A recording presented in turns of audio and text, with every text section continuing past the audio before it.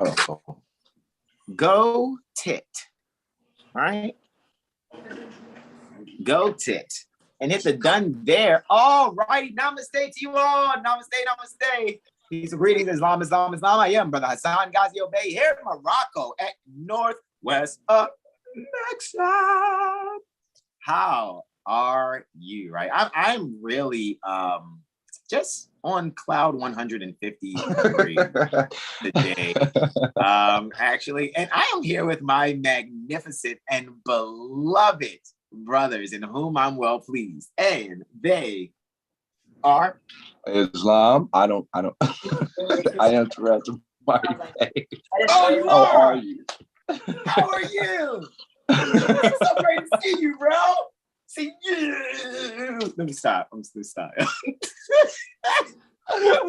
Yo, Islam. It's like, no, what's up, bro? Benjamin, though, what's good? What you say, bro? Yeah, I'm Brother Benjamin Bay. But Islam. Brother Benjamin Bay here. Islam, people, Islam.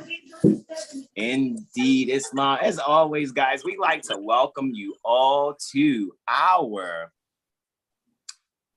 7HealStar, right? This is our 7HealStar.com. Let me take you guys back to the beginning here. All right, our 7HealStar.com astro calendar, March, Aries 2022 to Pisces, February, that is, Pisces 2023. All righty, and we are here, as always, having in the forefront pertaining to our mind, our beloved, honorable brother, whom quotes, time never was when man was not. That is Al-Hajj Sheikh Sharif Abdul Ali, doing religious corporate activity, being Prophet Noble Drew Ali. And for this cycle here, guys, you see we're doing June, right? Yes, last cycle we went all the way up to the first, guys. Today is the first now, right? So you guys can go on back and look at the Astro Weather Report from last cycle to see how things are coming up to today. You guys can see how we're even doing today in our presentation, all right? And with that being said, you guys can see that we have Thursday, right? The 2nd to the 8th is what we're going over this cycle, all right? I have Thursday, right? Ragnarok. I got that Thursday there, all right? And I have that lengthy and heavy one testimony. I'm kidding. To go over there. And then next for Friday is my beloved brother, whom I'm well pleased. Brother Benjamin Bay has a load there with a couple of Mercury station aspects in the midst of those 7 aspects there with a void, of course, moon. And also, we also have for Saturday, Sunday, and of course, Wednesday. Because you guys know, whoever has Saturday and Sunday has Wednesday. That's our beloved brother in whom we're well pleased. Jaguar, that's our soul. All right. So Brother Terrell has 4, 5, and 8 for the 4th, 5th, and 8th June. All righty. For his, let's see, 4, 6, and looks like 11 testimonies there for him total. And then I also have Tuesday. So for me, I have Thursday and Tuesday. Brother Benjamin has Friday and Monday, Saturday, Sunday, and Wednesday. Our brother Terrell, Tamari Bay. All righty. So let us enjoy ourselves. It looks like I have the shortness of it all to this cycle, right? I only have 4 testimonies. Brother Benjamin clearly has 8, it looks like. And Brother Terrell has 11. So 4, 8, and 11. That's very Cancer, Scorpio, Aquarius there, just in the amount of testimonies that we're speaking on, right? So with that being said, I see you speaking and counting on your fingers, Brother Benjamin, but okay, he's not speaking to us, obviously. Okay, that's good. So with that being said, guys, so we look forward to doing this. And guys, you see there's Pentecost, right? So we just tell you guys already, why don't you go and check that out, see what Pentecost is. Let's find out what the quote-unquote orthodox meaning to that is, or quote-unquote sidereal astrological purposes. Guys, remember, use your wordy toss as a tool. And guys that are still waiting on post from me, I know I've said it before in previous presentations. I know Brother Benjamin is still waiting on posts from me, and I'm going to say it for the record because I don't mind putting it on public record, as y'all call it, public record, but it has nothing to do with military. We're not military. But that's what public is. Public is military. All right, so to put it out there in the open, maybe overnight, just very quickly, something that is there. So Brother Benjamin can immediately get the other set because somebody wanted to act crazy at a certain location somewhere for documentation, but it's all good. I figured an overnight thing so bro can just have it immediately. He's been waiting for quite some time. And then shout out to brother Asan on the order of the dual astrolabes or whatever. I'm waiting after this Mercury retrograde. It's awesome how brother Benjamin is speaking on the stations that we'll actually notch down to make sure we have there also. So with that being said, let me moveth forwardeth. All righty, and bringing back here. Let me bring me back, right? And let's see what I can bring here. And bringing up the trends for Baltimore. All right. All righty. There we go. Here I go. Here I go. Uh-oh. All right. So with that being said, let me grab it. Oh, here we go. Handy dandy pen tablet. Yay! All right. So let's come on over here and do this screen and this sheriff. All right. Let's see what we got going on. Ski. Right. And we need to do the interactive chart adjust. All right. Let's do that. As we grab our interactive chart adjust tool here. And let's set this for, right, let's just kind of just delete that and hit delete again. And just make that for June, right? And 1, right? And let's apply the date there. Now it's applied. Right? Sweet. So let's find the sunrise for the first, which seems to be at 46 minutes after 0500 and 47 seconds, of course. All righty. So it looks like we are all set there, and that is for me. Look, I go first. Looky, Astro Cookie. Right. But however, we need this next one. All right. So we got it set for the first, good measure. All righty. So just 24 seconds after 46 minutes after 0500 for the 2nd June. All righty, 2022. I have a sunrise here at, look, that equals a 9, 11 degrees Gemini, 52 minutes. Muy interesante. I'm a little curious. 11 degrees Gemini. What doth it be, right? As we, always inspire those to be students willingly. Looky. It's between a fortunate degree and a degree of a hope realized. Hey, let's talk about manifesting that day, right? Because it was, a being that I helped to assist that manifested just 8 hours after midnight 10 years ago. So shout out to you, son, right? On your solar return, right? But as you guys know, brother Hassan has already helped. I guess it's going to be more in a way. I've already helped to make, what's that? Help to make 6, right? Help to make 6, right? That are there in one of them, right? Gemini for the 2nd. All right. So shout out to you. So with that being said, guys, we have their 11 degrees Gemini, 52 minutes on the rise. At the same time, we have that solar ascendant conjunction that we term sunrise. All right, so for my first testimony, I have a lunar Uranian sextile here. So there's some growth and opportunity between the moon and Uranus. All righty, so let's find Luna and let's get Uranus going here. Hey. Uranus, right? And it's a sextile, guys, so we're doing 60 degrees. And it's next, because it's at about 5 minutes after 1100 when it's taking place. So you guys can see it's 37 seconds after 4 minutes after 1100 hour for the 2nd June 2022. That is Thor's day, right? Let's get our Ragnarok on, right? Interestingly, look at where the moon is on this day, guys. For my brothers that know what I'm pointing at here, do you guys see that? Make sure you pay attention to this portion of what I'm saying here on this day. Please pay attention, brothers. Please. I got a feeling there are going to be some people whose eyes are going to open and recognize. Are we? Please make sure. Yes.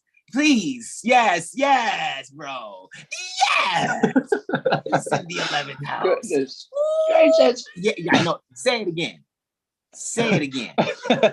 Checkmate anyone. Say it again. Without saying too much, say it again.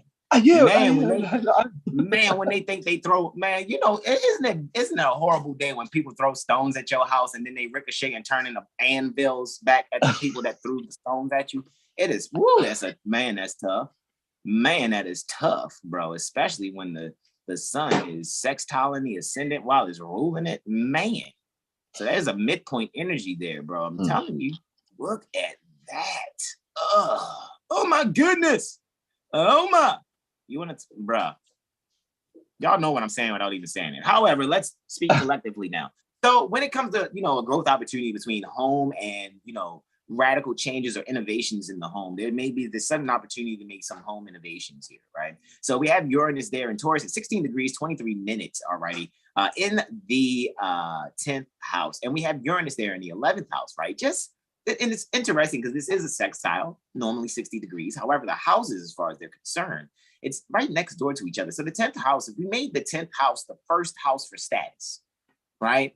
And so that means that the values for the 10th house is the 11th house. So there are things being poured out, especially amongst the group. It's going to seem like there's a lot of fruit that's going to come from, you know, maybe some Cancerian, you know, kind of energy there that's dominant, especially at that particular degree and minute. Man, that's so very prophetic and telling.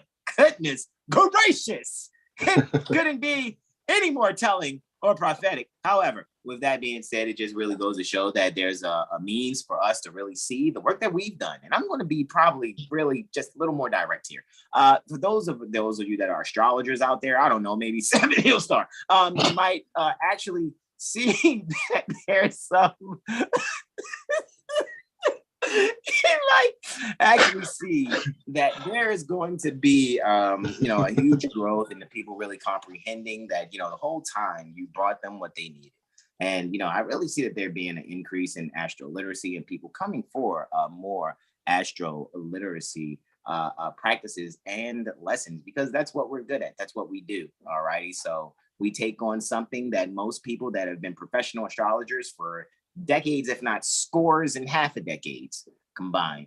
However, guys, you know, we are prophecy fulfilled.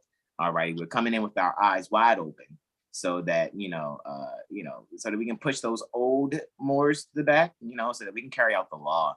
And that's what we're doing every Monday, Wednesday, and Friday, guys. Even when you don't see us, guys, online, we're doing a lot of work behind the scenes that really assists people in diverse ways, to the point where we're finding out how many people that think they're in government positions are actually criminals. And I love pointing out people's job descriptions that they don't comprehend.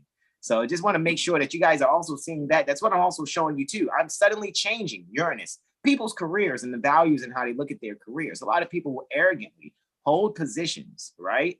And I can point out how most federal positions are criminal. And I love backing it up and showing it. It's just, you got to watch how when people have been so comfortable with living a certain way that it's hard for them to go, dag, you know what? I really am robbing people.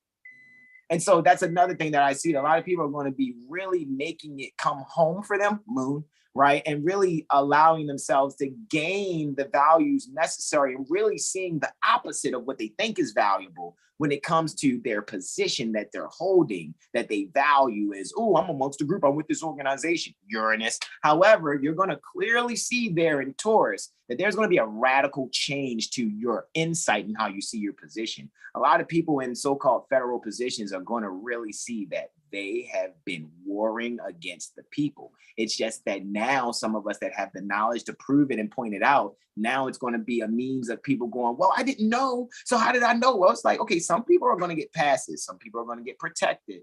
However, at the end of the day, we're going to be really clear about this, guys.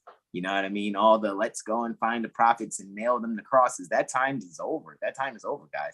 Too much information is out there. And there's a lot of mothers that actually, ooh, wait, you thought it was us.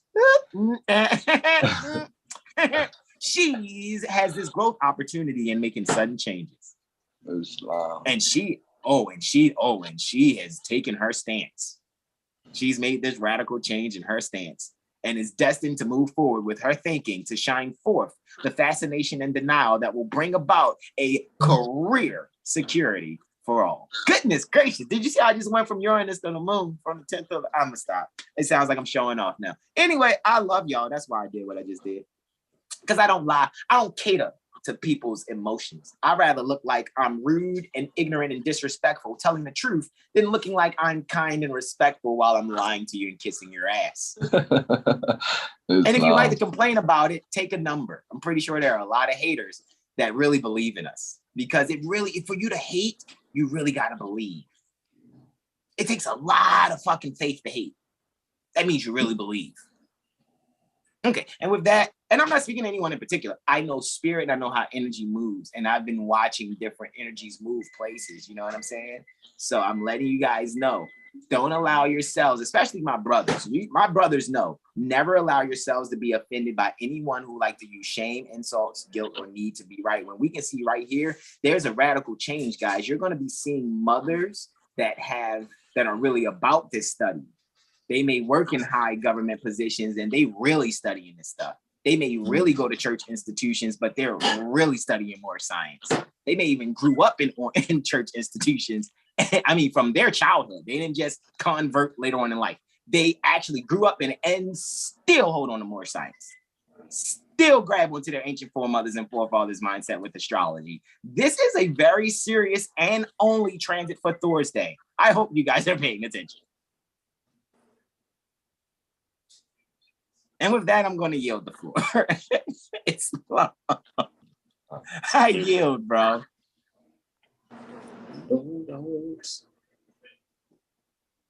Gonna make this go on right to the next one here for the 3rd June. I'm gonna yield the floor to my beloved brother, in whom I'm well pleased, brother Benjamin Bay Islam. Boom, boom. This is June 3rd. Gotcha. Friday, June 3rd. Got the sextile. Oh, that's my fault. That's my fault. Pardon me. Hold on. I'm supposed to say 0 right there. Right? Boom. I think my first moon trine Neptune. There we go. 546. Yeah. All right, here we go. Friday, June 3rd, 2022, 500 hours, 46 minutes, and 3 seconds. The day of Jupiter, the hour of the sun. And I have moon trine Neptune, but on the rise there for Baltimore. Got 12 degrees Gemini, 49 minutes. For this chart, that would be Mercury, the Mr. Say-So, or, it's neutral. They're in the 12th house, 26 degrees Taurus, not retrograde, that's the North Node. But Mercury is 26 degrees Taurus, 5 degrees. And I'm going to say that's the degree of, I have it written down somewhere. I'm not going to. Fortunate by marriage degree. There we go. That's what that degree is. But yeah, my moon trine Neptune. So the moon is there in the 2nd house, 25 degrees. Hold on one moment. I got you. That's that. Yeah, I still had you at the sunrise, so pardon me. It's Lammers. Algol too. Algol is before. It's conjunct Algol right there. Interessante. Should have about 505. All right, there we go. I use Islam. VT. Yeah, I got a 3rd house there. 25 degrees, Cancer, 16 minutes in the trine with Neptune. They're in the 10th house, 25 degrees Pisces, 16 minutes. And my denomination here, Friday moon trine Neptune for 500 hours and 5 minutes. The moon is 25 degrees Cancer, 16 minutes. The cusp of the 10th lunar mansion at critical degree in harmony and trine with Neptune at Pisces, 25 degrees, 16 minutes in the 10th house of essentials and career, while Luna sits in the, from my locations within the 2nd, but here it's in the 3rd. Values and finances, I give testimony to harmony pertaining to securing the home values, which one could have been in delusion and deception about how one's essentials would handle in said institution. Because, institution would be Pisces and the disillusion and confusion would be Neptune. What seems confusing will become intuitively clear to you and society, because the moon is the people as well. So people basically here for Baltimore communicated. So it would be like on the media, you would be seeing these things pertaining to your essentials, you know. And for people here, I would say in the Pelham, Alabama corporate territory, this would be your second house of value. So you probably will be more vocal about it, you know, talking about it than seeing it for the people in Baltimore. You know what I mean? So for the people here in the Alabama territory, you know, you're going to be basically having harmony between your essentials and your finances, because it's the second and 10th house. So the third house would be, you know, the communication about your values pertaining to your career, you know, and I'll yield on that.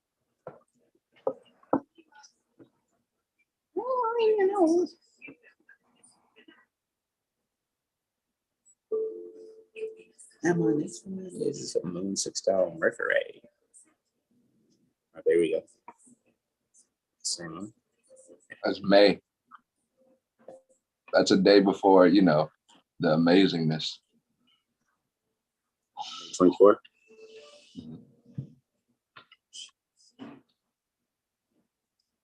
I know, right? Pardon me, bro. It was still on previous. My apologies. Thank you for your patience, everyone, in advance. It's all gravy. Oh, we could have a takeoff. The moon. I see the moon and Mercury there in those little boxes. I think we're solid here. Yeah, moon in a second. All right, here we go. Friday again, guys. June 3rd, 2022. We got 600 hours, 43 minutes, 28 seconds. This is the day of Venus and the hour of Venus as well. And on the rise here in Baltimore, 27 degrees, Gemini, 8 minutes. Got a lot of communication going on here, guys. Mercury, 12th house. So these thoughts or communications are subconscious. You're gonna be thinking about these thoughts retroactively and getting a gain from it, a sudden gain. Because you got the North Node, there's the game, and Uranus there, the sudden game. So a lot of active planetary action there in the 12th house or your subconscious. You know what I mean? But getting to the delineation here for the moon sextile Mercury for 600 hours and 43 minutes. The moon there in the second house, 26 degrees Cancer, 5 minutes in the second house of finances. Things valued to the self. Sextiling or in growth opportunity with the messenger Mercury, 26 degrees Taurus, 5 minutes. The fortunate by marriage degree, sitting in the 12th house of spirituality. I give testimony to a free-flowing thoughts pertaining to the information gathered about one's values and allowing those abstract thoughts in line with one's second house endeavors, which will further secure the home and one's own emotions value within. So, you know, those thoughts, those eccentric thoughts, those sudden thoughts that you have, that you came across that are, you know, smacking you in the brain, you know, you're now taking those abstract thoughts and pulling them into your second house, and hopefully to get, you know, a proper game, kind of like a project almost, you know what I mean? To possibly, you know, you could sell it, but that is the house of financial. So you want to, you know, probably sell and get an inheritance from it. So if you were to sell that idea from the 12th house, you know, to secure those 8th house endeavors, you know what I mean? So just overall, basically taking those 12th house ideas and information that you gather with Mercury and Taurus and pulling them into your financials there to secure your home.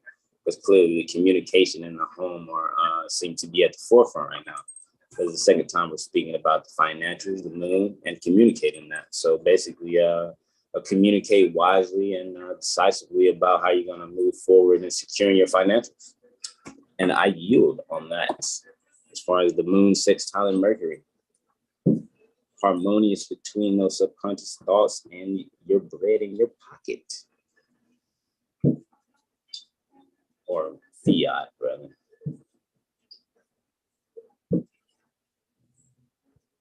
I'll still bring you in on a remote control just in case, bro, Chad.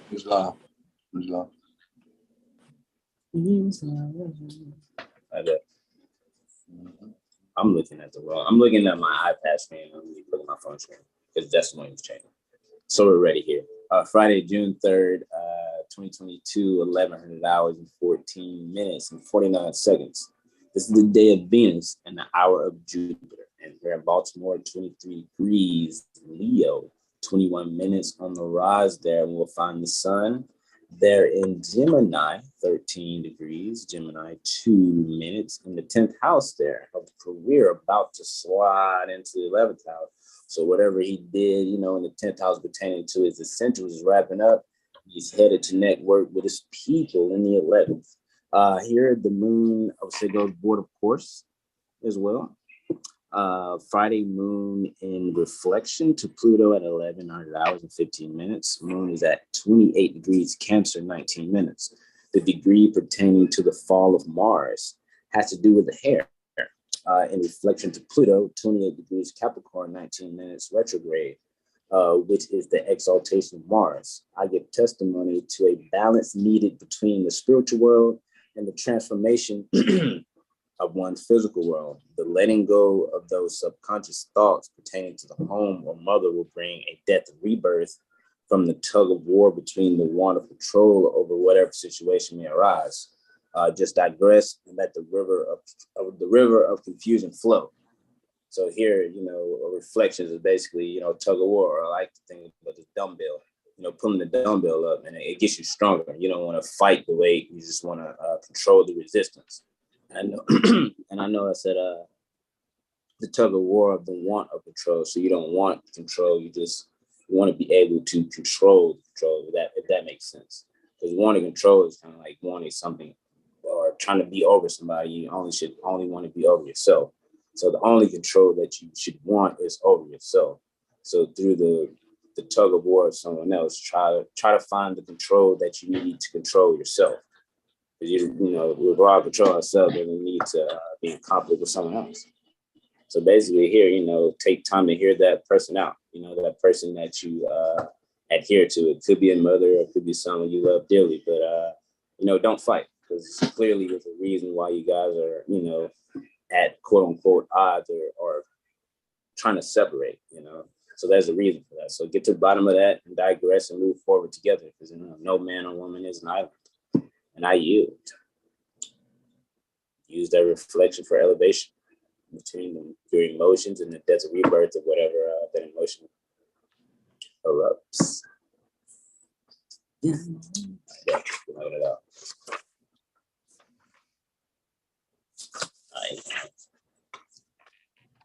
Mercury sextiling Neptune next.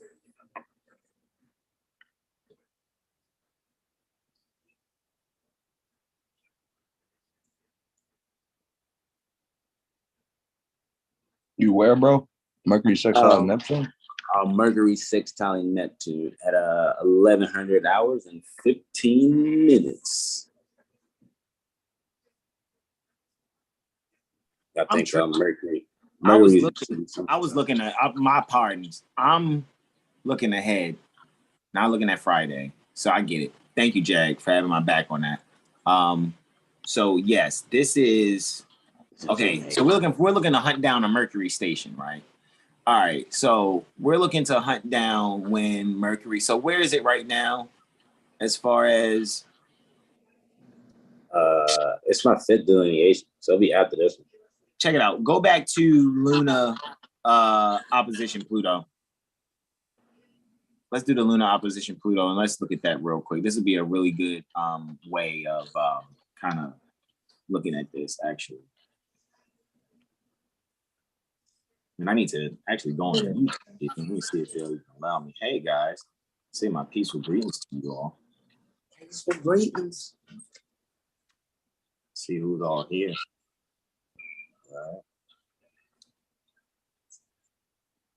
All right. So with that being said, now we see with that. Okay, so we had since the 24th December. Hit the apply date on the June 1, 2022.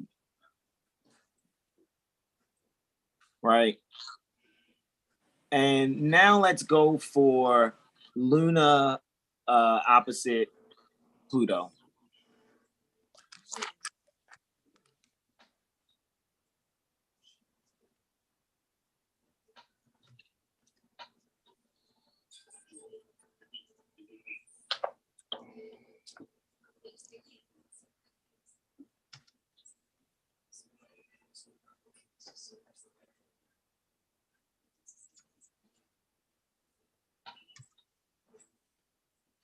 No, I like to have fun. So,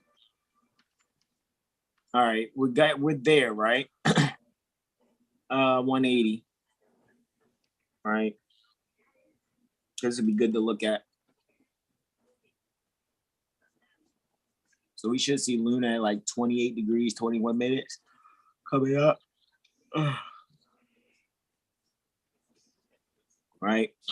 So boom, there we go. 28:19. All right, now let's look at Mercury. Mercury's at 26:05. Now, what I can do, right? We can make this a real quick, brief lesson. Just real brief. And I mean real brief. Because Mercury clearly has no retrograde symbol under it. All right. So I trust we all can see now me sharing the screen here. Can you guys, most people should be seeing broadcasted the iPad now, right? JLP's agrees to you. All right, so that's what everyone should be kind of about seeing being monitored. All right, so let's just go to an ephemeris, right? I'm just going to click right here. Go to 2022 ephemeris, right? And if I have to, just to double check, let me stop screen share there so that everyone can clearly see that the 2022 ephemeris is here, right? So let's just kind of look at what happened in May. So Mercury's like, hey, I'm retrograde and whatnot on the 10th, right? And if you go down Mercury's column, you can be able to see the speed, right, of what happens. Look at how Mercury, like, how many 4s are there? How long can Mercury be at 4? And then it goes back into 3 and 2 and 1, and then back into Taurus. And oh, what's happening there? And then if you just go maybe a month or two prior and look at Mercury's speed, you'll comprehend what's happening here, right? And why we're looking at so-called shadows and things of that nature. So yes, it will be within a sextile. However, Mercury is clearly, and I mean clearly, it's supposed to be sextile in Neptune, right? Neptune's at like 25 and some change or whatever. All right, cool. So let's kind of see where this is taking place just a little. So when does Mercury go direct? On the 3rd, right? Which is the day that Brother Benjamin is giving testimony for. And Mercury's direct at, as you can see, 0400 anti-meridian Eastern. And then it re-enters its dominating position on the 13th at 1126 anti-meridian. When it ingresses Gemini, Sol ingresses Cancer on the 21st June at 0500 13 minutes thereafter. That's a 9. Look, 3, 9, right? 2 and 1 is a 3. 5, 1 and 3 is 9. Anyway, moving forward, Venus ingresses Gemini also on the 22nd, the day after Luna ingresses. Sol ingresses Cancer at 0800 34 minutes. All righty, look at that. There's another 6, 9 for you. Look at that, right? Because 8 and 7 gives you the Cancer. Anyway, on our square, Cancer, right? 22. That's called a master spiritual number. Stations. What's going station? Hey, there's a station direct and 2 station retrogrades. So on the 3rd, we have Mercury going station, appearing station direct, Saturn appearing station retrograde, and Neptune appearing station retrograde. Also, looky, Astro Cookie. So at this point, you guys want to send your correspondences and things. You're like, oh, hey, well, Mercury is like, moving forward and whatnot. See, guys, Mercury went station, right? If we remember, where, went station on the 10th. So for me, how many days is it from the 10th May to the 3rd June? How many days is that? 30 days, have September, April, June, and November. So that makes it seem like that's 21 days plus 3. That's 24 days. And usually a full retrograde cycle from shadow to shadow is about 60 to 63 days. About 64 now, almost, maybe. We'll see. However, how many days prior was it where Mercury was slowing down. What's that shadow for Mercury? For me, guys, I'm going to just be completely fair and just say I think the shadow for Mercury here, where it began slowing down, is about maybe around about the 20th-ish.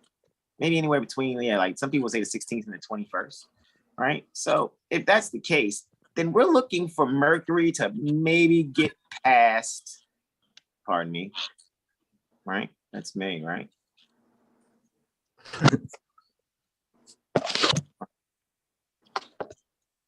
Okay, yeah, so it happens on the 10th, right? So if it happens on the 10th, yeah, so let's go about,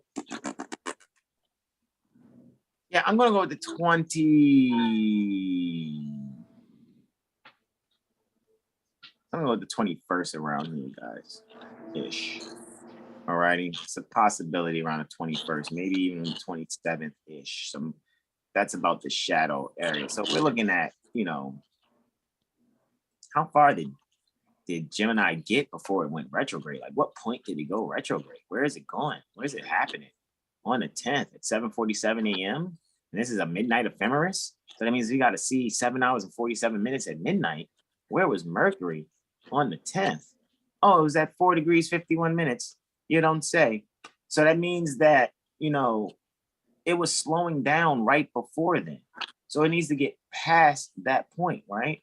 So I guess what we're looking for, guys, is for Mercury to get past 4 degrees, 51 minutes. Because that's where it appeared to go for retrograde on the 10th, right? Because by the 11th at midnight, it's at 4 degrees, 50 minutes with an R behind it.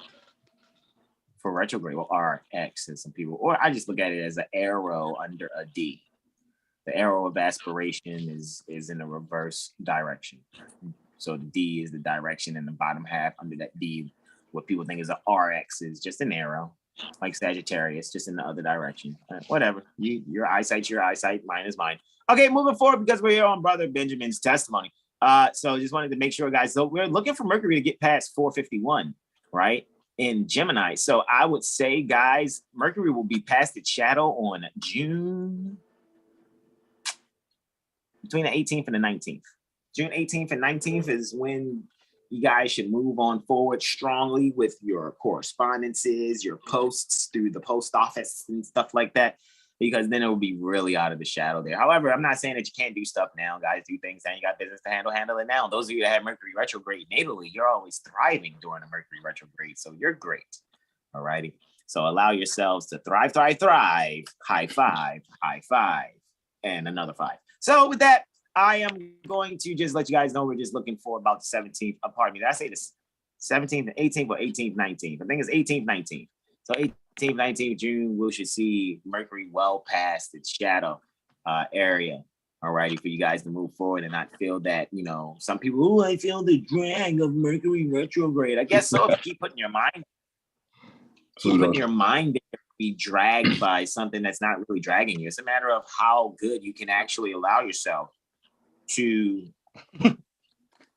allow pins to sit on your top lip, like me and Brother.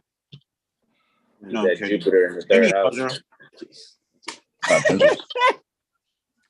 Right? I think I can do it. I know, right? Would this be third house in Aries? Like third house custom on Aries? Pretty talented too. Just need a nose and bottom lip. Would this be Mercury in Sagittarius? Right. I can write with my mouth, eh? Right. Is that speaking? Right over your mouth? Imagine if that's what our mustaches were meant for. Imagine if you couldn't write anything until you grew a mustache, because the only way you could write in life is if your mustache was grown in. You had to have some semblance of facial hair. And so it's like, well, he's got a fully grown mustache. He must be in the Master Amanuensis. I don't know. That's pretty funny, right? Don't be surprised somebody out there that really secretly listens to us from an unlogged in account like most people do. So that's why our views don't go up, which I'm not really tripping. But a lot of so-called celebrities and stuff, movie writers, just watch. Pay attention to things said on 7HealStar, and then watch how it becomes Netflix series. So with that being said, I'm just saying, we're what's that? We're the best. I'm kidding. No, I'm just serious. We're inspiring everyone. So with that being said, every industry is inspired by us. So with that being said, even further, look at McDonald's doing astrology. Yeah, Moroccan Roy. They're going to try to have a Moroccan Ronald McDonald, and you're not going to do it. So with that being said,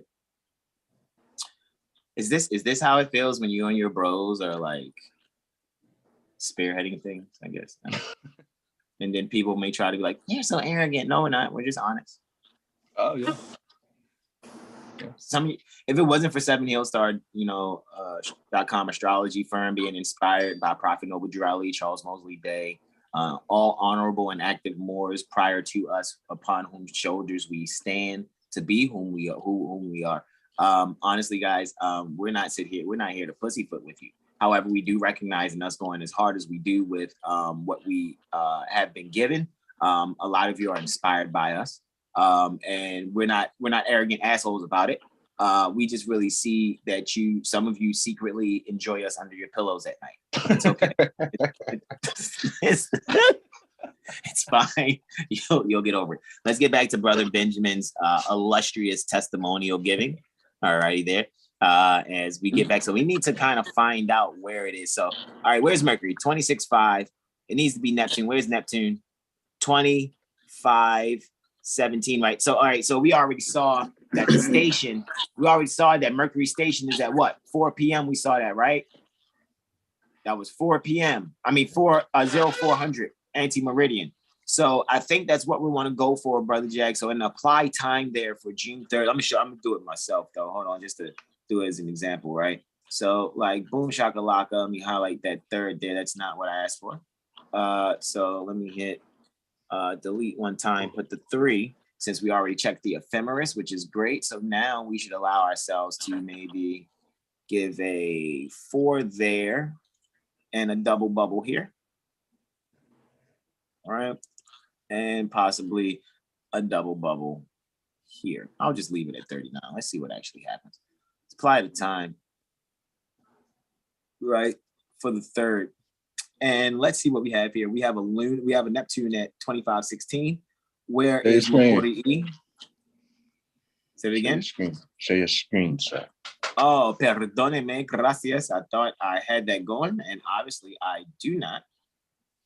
So let's do this here. I like your sweater, Brother Benjamin. That looks pretty cool. I ain't front. You left earlier. I was inspired. I was telling Brother Son, I was like, that shirt Brother got on, I definitely gotta get in something. You're hilarious. Yeah, we gotta get our sweater or something. That shirt Brother Jack got on is pretty fire. Definitely a summer vibe shirt. You're hilarious. This is Jaguar Inspire right here. I had on something gray and bland. You're gray and bland. You're hilarious. I do not do the bland. No. He said he not do the only on Saturdays. Okay. Hilarious. 25.15 is where Saturn is, because this is what you got going on, Brother Benjamin, because it seems like you got this station, you got a Mercury sextiling Neptune on its station, while it's also squaring Saturn. So that's huge. So I'm really looking forward to Brother Benjamin's wisdom here, you all. So I am going to yield the floor. We're going to run with this 0400 here. I know that it's 5 minutes here for, and it's 26 actually. It's not even freaking 25, bro. Mm-hmm. All righty. So, but it's just basically saying, hey, when it's no longer this number here, because we could do this, and I'm going to be petty on purpose for a second, because I could take this and just do like second adjustments and go back in time and see, and we could just do this all day and just keep hitting the back button or whatever to see like, okay, where's the retrograde symbol going to come back up? So I switch it to minutes. Of course, if this was a super duper fast gaming computer, that's why I went back a minute so you can go to 359. So let's see what happens. Let's see what happens if I turn this to 0400 even, right? And just do 0400 because we're looking for that retrograde symbol to disappear, but it's obviously happening at 2605. So even at 0400, guys, can we see at 0400 there's still a retrograde symbol there? So that's obviously not it. Let me put 3 seconds. I know. What? 3 seconds? Is that going to really make a difference? I don't know. Let's see. Maybe not. Let's do 3 more seconds. Let's turn it into a 6 there. Right? This is Brother Hassan doing that thing he does. Where look at that. Just 3 seconds later. You see? Let's see. Can I take it back to 5 and so I can make it a 9? Just for fun. Can I make it 5 seconds? If there's a retrograde symbol on 5 seconds, I'm gonna be like, see y'all? Look, oh my goodness. That is bananas. I can't make it up. I can't make it up. I can't make it up. I can't make it up. I can't make it up. Y'all see that? That is 0,405 seconds. There's still a retrograde symbol. Are we clear? Am I the only one seeing this? There's a retrograde symbol right there, right? Yeah. Okay, so now let's change. Let's just go 1 second. 1 second. That's it. Let me hit number 6. How you like them pomegranates? And apply time. And do we still see a retrograde symbol? And no is the answer. All right. So with that being said, you all, let me hit my peaceful greetings here. I still ain't hit the peaceful greetings. Peaceful greetings, beloveds. And I'm going to yield the floor to my beloved brother in whom I'm well pleased, Brother Benjamin Bay, Islam. I already did the moon opposite or moon reflecting Pluto right there, unless I could just go over the moon sextiling Neptune in this chart. But I'm not sure if moon is sextiling Neptune in this chart. Mercury. This is for you already did moon. You already did moon 180 to Pluto, correct? Yeah. And your next 2 ones are the fact that when Mercury goes station, it's sextiling Neptune and Saturn, which is what I have on the screen now. Yeah. I have on the screen. I know it says it right here in the selection, but actually after Pluto, Moon and Pluto does this, we're looking for it to ingress Leo, of course, which is what Brother Jag was actually bringing up, which will be next. However, we were seeing that if we wanted to select Mercury sextile Neptune station or Mercury square Saturn station, that wouldn't have been so quick to do. So I just wanted to just see real quick on the ephemeris and then kind of go through it. So that's why I set the time right here for 0400 hours and 6 seconds so that you can be able to give your diverse testimonies for Mercury, the Mercurial Neptunian sextile and the Mercurial Saturnian quartile. I yield, beloved brother Islam. I'm mad confused. So Mercury sextile Neptune that goes at a regular stationary at 1100 hours and 15 minutes. No, it's stationed at 04, and that's funny, right? It's funny, right? And I know. So let me just do that because I know you're saying they should have put it earlier, right? Right? You're saying that they shouldn't have. Whoever programmed our softwares for us to do what we do, we should not be seeing the stations after 11:15 and some change. But let me, if I do 11:15,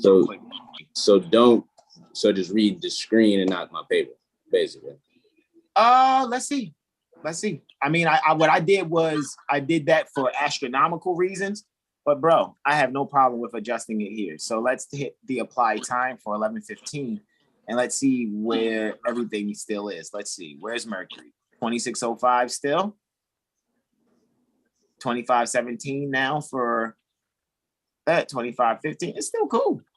Still cool with me. You want to see this one, bro? I'll rock with this one with you. Yeah, because the only reason, because what I wrote down, the planets are in those houses. I mean, I didn't mind, I guess, freestyle in the last chart, but that's what I was confused about. I was like, the Neptune wasn't in the 8th house and Mercury was in the 1st house. So that's why I was confused. But I see what you did. You made it correct by going at 400 hours and 5 seconds, or 400 hours and 5 seconds. I get it now, but I was confused earlier. So that's why I was like, I'm not sure what this is, but I get it now.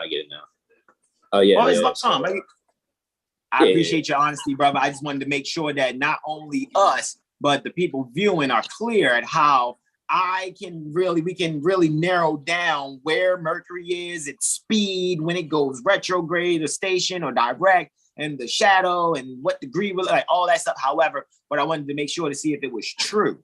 And what was true was 0400 hours and 6 seconds is when we see that retrograde symbol disappear. That's the station. However, it's now giving it a few hours later, obviously, as we can see, more than 7 hours and 15 minutes later, that it's saying, hey, well, give testimony for this now. And it's like, okay, cool, whatever.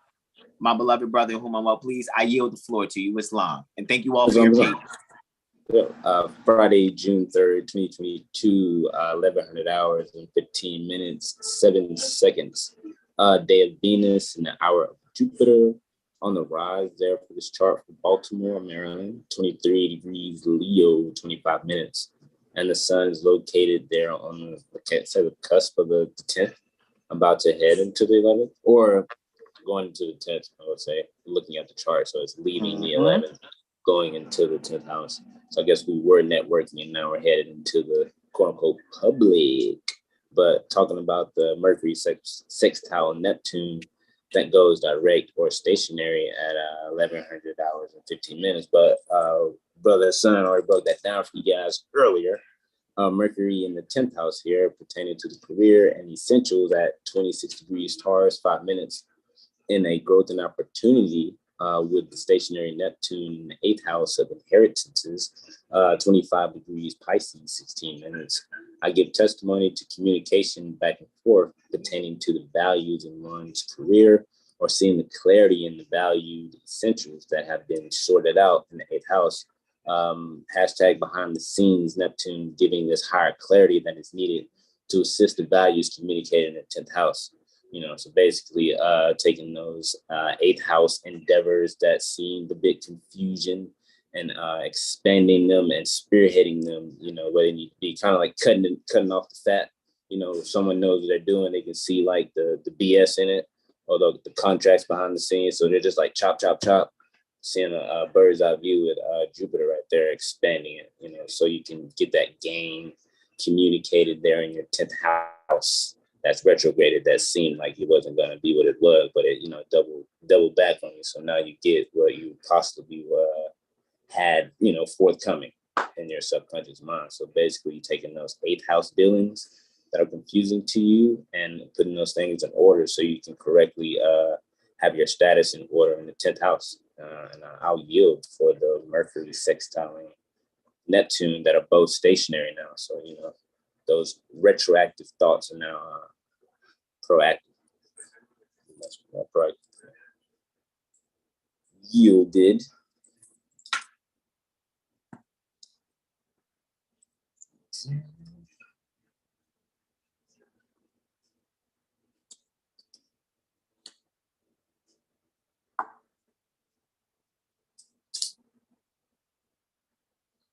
Yes, Friday.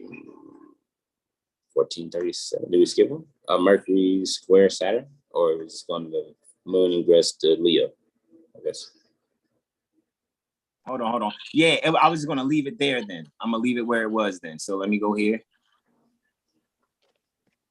Boom. And it's still the same thing. Yeah. That's why I wasn't going to move it, because that's your sextile Neptune.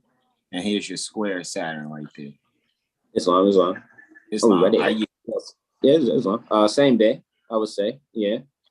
June 3rd, 2022, 1100 hours, 15 minutes, 7 seconds. But now we're talking about the Mercury there, still in the 10th house, squaring that Saturn that is stationed there in the 7th house in Aquarius, 25 degrees, 15 minutes, and at 1100 hours and 15 minutes. Mercury still in the 10th pertaining to the career still, but now in a square or an opportunity or an area of improvement between Saturn, 25 degrees Aquarius, 15 minutes. I give testimony to a halt or stagnation in communicating what is valued or how it will be valued amongst the group, or who you are attempting to make this relatable transaction with. Listen twice and speak once, and make it intention to see the situation for the collective and not just for yourself. One eat, we all should eat. You know, basically, that's what I see here. You know, basically learning how to work with the group. You know, Saturn is there to hope things to make it better for everyone. It isn't there just to be a dickhead, quote unquote. Like, you know, my brother Son, you know, he gets all the quote unquote. He's just or firm, you know, but that firmness gets other names, but that firmness is for a higher goal, you know, for the collective. And you can't really pick and choose sides when you're speaking or talking about the collective here. So, you know, when it's pertaining to, you know, quote unquote, the public, society, or someone's status, you want to make sure that that's communicated correctly. And yeah, no matter how much I assist, to add to your wisdom, no matter how much I assist, I have to end up being the bad guys in somebody's narrative. No, I'm just like Saturn. That's how it goes. That's how it goes. That you know, like granddaddy, you know, gave you that, you know, those little candies, but he also gave you that spanking too. So it's kind of like a bittersweet relationship. You know, it's kind of like what Saturn is. It's for the better. You know, that friction is for the better for you. You know, it's kind of like being in soil. You know, it sucks, but you know, as the sun rises and falls, you know, you get to go to higher ground. And this is basically what this is saying. You got to make sure that things are settle that square out before you can go to higher ground. Saturn's going to make sure that you know what you know before you go out into society, speaking things that you really don't know about. So it's basically what that is. Saturn is making sure you know what what you're talking about, despite what you may have to say. And I'll yield on that. Not saying what you don't have to say is valid, but you know, if someone's been around the block a few times, you know, you should listen twice and speak once. When you walk amongst the Romans, you better be Moabite, for real. For real. What that right there, for real. It's like, yo, you gotta be like really like for real Moabite, because it's like, are you gonna stand on who you say you are? Is your standing about your brothers and the values of brotherhood and being destined towards having that in your heart? You know what I mean? Especially being an astrologer that's relating to everyone. How are you standing? Are you set in astrology? See how I used the set there? Let me stop. That's Saturn sets. Yeah, I know, right? Right? Squaring for those who like rap music. I know, right? The valued thinking, standing, station in the status, standing house of 10th. You know, a lot of tall trees out there. You better, I know, right? When you come on this court, basically, turned around. Right. You're playing half court over there, bro. We're playing full court. The half court game is down there. You already. So, all right, I yield to you, bro. Let me get to you. You ready for the moon ingress? Yeah. All right. That was the last one for that Mercury square Saturn station. I yield to you, bro. Set up here. All right, Islam. Friday, still June 3rd, 2022, 1400 hours, 37 minutes, and 46 seconds. The day of Venus, the hour of Venus. Day of love, hour of love. On the rise, more love and some justice. 4 degrees Libra, 4 degrees Libra, 3 minutes. And the ruler of that sign there is Venus, who is located there in the 8th house. 7 degrees in Taurus. And I want to say she's exalted here. She's like in her house. It's like, hold on, you got the 7th house on it, bro. You she does like she's in the 8th, but she's got she's dominant and has accidental dignity. I yield. Islamists. All right, she's in the 7th house. I stand corrected. So she's in her own sign and her own house. So she probably got her slippers on, robe on. Hold on, I was logging wrong again. Hold on. All right. What's that, 0? Is that 8 or 0? That looks like a 0 to me. Oh, sure. Yeah. 8th house, bro. You're right. I yield. Islamists. All right. Yeah, I was logging wrong. Go ahead. I yield. We're all gravy. So the ruler of the Ascendant is in the 8th house. Still exalted in its own sign as well. So if it's in a house that, you know, quote unquote, is uncomfortable in, but if you're like got your, I don't want to use the letters.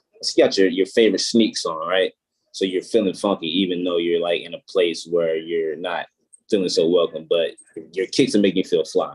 So here, Venus and Taurus in the 8th house is that, you know, she's not where she wants to be, but she has something on her that makes her feel comfortable in a place where she isn't.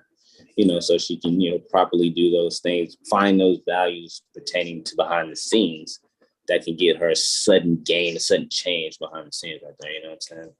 But talking about the moon ingressing the fixed sign Leo there in the 10th house, 0 degrees, 0 minutes in the 11th house here for the people down here in the southeast of sharing and gains and networking at the homicide degree. I give testimony to take this time to use the group to bring out your inner creativity that will be homicidal in a death and rebirth like nature, with Pluto in reflection to this Leo moon, recreating oneself amongst the group. Let the group's inspiration shed those old tendencies, and you can operate from a higher plane of thought. So that's, I know you don't see that on the screen right here as far as like this Zodiacal wheel, but that was for my location as far as, the Alabama Corporation. But here it's in the 10th house. So there will be a death and transformation as far as your status and how you are in the public eye, as an individual, because Leo is an individual and wants to shine, and it's ruled by the moon. And also I'll see the transformation and securing of children in public as well. And I've been seeing a lot of things in the news dealing with the children. So now there seems to be some change in the home right here, some structure change, some death and rebirth here in the structure in the home that is going to reflect how you go into the public there in the moon or the society. So there's a change. You're a stronger individual now. Whatever tendencies you had, you shed them in the home, and now you're in the public, shining on whatever tendency you broke. So you can be that phoenix flying out, into the public eye so everybody can see, So basically here you're breaking away from the old and, taking on that new status and being the true, lion-hearted person that you are, and whatever endeavor that you are in the public eye. And I'll yield on that. Basically, for the 11th house, change within the group, and the 10th house, death and rebirth pertaining to your career that allow you to shine. Stand for it. And I'll yield for the moon ingressing Leo. I think that was only a 3 hour and 18-minute for the course too, bro. So that was appreciate it, bro. All right, Islam, I yield. Islam. I'll say right here we have moon trine Jupiter. Not correct. Yeah. Still Friday, June 3rd, 2022, 2300 hours and 8 minutes and 50 seconds. The day of Venus, hour of, that looks like Mercury. Yeah, Mercury. Hold on, screen went black. 1 second. Here we go. Yes, hour of Mercury. On the rise there at 22 degrees Capricorn, 29 minutes. That is ruled by Saturn. Where's Saturn at? First house. Along there with Pluto. Wowzers. Look at that. Angular house with those two beautiful planets there. So someone's definitely going to be changing who they are. Someone's going to go home, one person, and come out probably two people, or the thought pattern of two people, or just a total change. You know what I mean? But we're here to talk about the moon, which is in the 7th house there in Leo, 4 degrees, 14 minutes. And it is in trine with Jupiter there in the 2nd house of finances. So here you have relationships and finances. So how are you going to be securing, I would say, like securing the children and financially instituting like some type of, you're looking a way to relay your finances to your kindred, your children, there. So you got Mars, Jupiter, and Neptune in the 2nd house. So you have your desires, you have expansion, and you have disillusion or isolation. And all these things are in your finances. So it could be some definite turbulences containing to your values and how those values are going to affect you, the mother, and your children, because that's the sun. The sun rules, Leo, and Leo is children. That's a symbol of, the children. So that's what I see here as for Baltimore, trying to get those things that you can secure and relate to and take it back, to the home and possibly, feed the children. So you're confused about how you're going to get those finances, and you're trying to find someone you can relate to get those finances for, some type of institution, maybe, withholding them. With Neptune there in Pisces, there could be some unclarity there, some opportunities for some growth with Jupiter there, but Mars is there as well. So it could be getting cut short. Like, that could have been that, but it ended up not being that. But I have here the moon trine Jupiter, 2300 hours and 9 minutes. Moon at 4 degrees Leo, 13 minutes in the 8th house. of inheritances and joint finances, and a harmonious trine with the Guru Jupiter in Aries, 4 degrees, 13 minutes. And here it'd be 14 minutes. The degree of cruelty. I give testimony to mother going behind the scenes, getting proper assistance and securing inheritance for the expansion of the mind of the children in the home, uprooting new knowledge to teach the children the proper way to lead without causing hurt to oneself while seeking justice in the eyes of society. Hashtag home inheritance. Feeling isolated or unwanted in the home will soon pass or learn how to properly heal oneself. So in the days to come, you can assist another sentient being with their healing properly from within. And I was speaking because of that at the time. Chiron, Jupiter, and Aries were in the 4th house for my location. So that's why my delineation came out that way. But for the people in Baltimore, this would be relationships and financial values. So your relationships and how you're relating and securing the home and children, and how are you gonna have the desire to expand your finances, which seemed to be confusing to you at the time. That's not doom and gloom, because everybody has ups and downs in their finances. It's just how are you gonna execute that appropriately, without being so scarce and fierce, because we're all under occupation and we should all have things abundantly, but that doesn't mean you need to make irrational decisions. And this is a trine as well, so there will be growth and opportunity, although Neptune is there, causes some type of confusion. So there's, as the moon does, one of the fastest moving planetary spheres in the sky. So this may seem cloudy, but it'll pass, and it's a trine. So you'll get what your heart is yearning for. And I'll yield on that with the moon trining Jupiter, with securing the expansion in the home.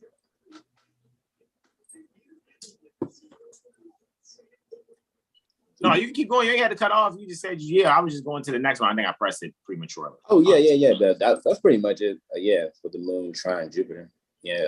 Expanding the home, or in the higher knowledge in the home, as far as here, and expanding how you're going to relate those finances to seep into the home.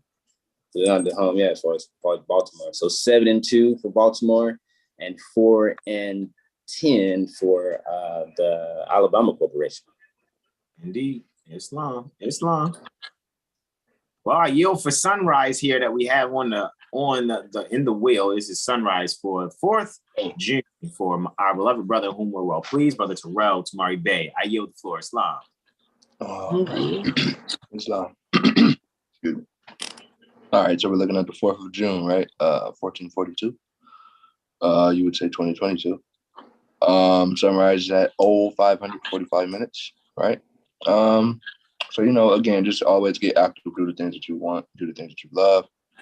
And it's funny though, because, the first aspect that I have is at like 6:15, right? Yeah, moon, trine, Mars. So like you could just feel very energized or just starting new things. Instead of just laying in the bed and resting, you can feel, very active, want to get things done, starting some yoga, may do a new workout plan, so to speak. So, we see the moon in Leo, 7 degrees, 46 minutes in the 3rd house. And Mars is in Aries, 7 degrees, 46 minutes, of course, right? In the 11th. Yeah, so like I said, could just be, going to YouTube University and learning some, some skills, that you may have been connected to as a child, but specifically, definitely exercising the mind and or the physical body, or, both, because that's synonymous, so to speak. So, finding the beauty in, being creative and starting something that, activates or, get your blood boiling, so to speak, like literally, like some sort of sport activity could be initiated here too, like literally. I know it's early, however, running, jogging could be something that would be great around this time, just to, again, keep the body going. However, you could be just connecting to things from your childhood that gets, lights up that inner child, so, just submit to it. Open yourself up to giving your inner child what it needs or what it wants. What it wants. No, what it needs. Not what it wants, what it needs. Yeah. So just pay attention to that, because the moon is going to square Venus, 43 minutes later. This is so this energy here will be intense. So moon square Venus. Venus is in Taurus, and the moon is in Leo still, of course. It's like 8 degrees 1 minute, right? Venus is 8 degrees 1 minute, and the moon is 8 degrees 1 minute. Moon's in the second, right? In Leo, of course, and Venus is in the 11th, right? Yeah, Venus is in the 11th. Okay, yeah. So yeah, Venus square. Moon square Venus. We're really just taking our time and reevaluating and reinitiating things that we have, possibly spent our time in the past. So now we're focusing on, the things that we want to create, in the future. Finding the group dynamic, we would be speaking of the 11th house. The group dynamic, or some sort of group that we value. There can be some tensions within, group dynamics that may need to change. There could be some resourceful, or could be some differences going on with the trust estates and things like that, or how the territory itself is just being cared for. Like, so there needs to be some sort of change, or some sort of realigning or removing within the home and within one's values, so you can have a more clean state. The new moon just passed, so paying attention to those seeds you planted prior to, that's pretty much, your fruition. So just pay attention to the things that you say you value, like bro was saying earlier. You're really seeing what you thought you valued and how that may have been a detriment or not. It depends on, wherever you are in your life. That's just that. Because squares aren't always bad. It's just an obstacle. It's just a hurdle that you have to, get over. Don't just run into the hurdle or the obstacle. You hurdle over it. Don't just run into the obstacle. You hurdle over it. Yeah. So, just find the balance in your value system and someone else's value system if there are differences, so to speak. You don't need to force, someone to be like you, so to speak. Just be who you are, and that'll, you'll attract what you need.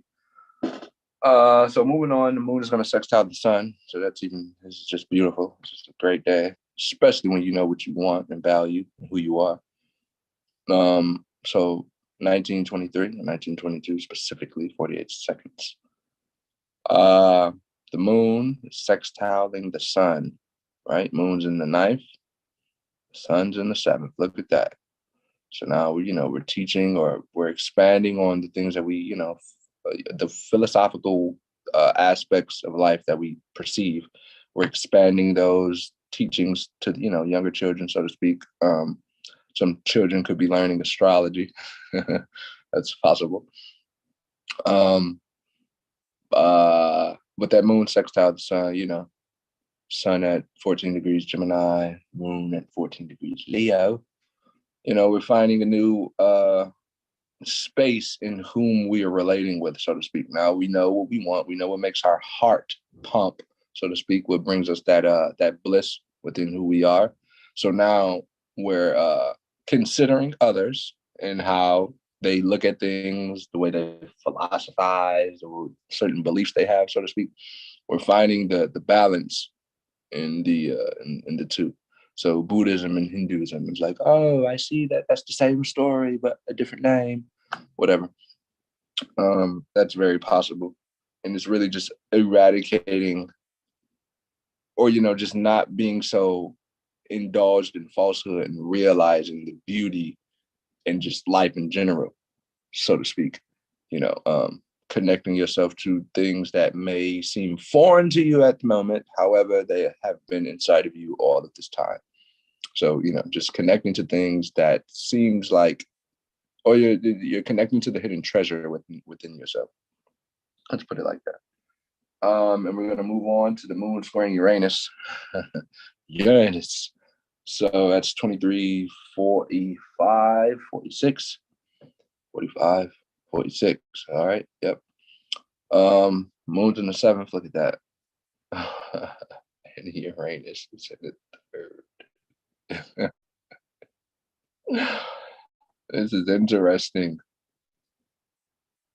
Man, do you not see the value in astrology, huh? You see it now. So now it's like, this is the moment where people are like, okay, so if you aren't really into diving into knowing yourself, I can't really deal with you. That's pretty much that energy.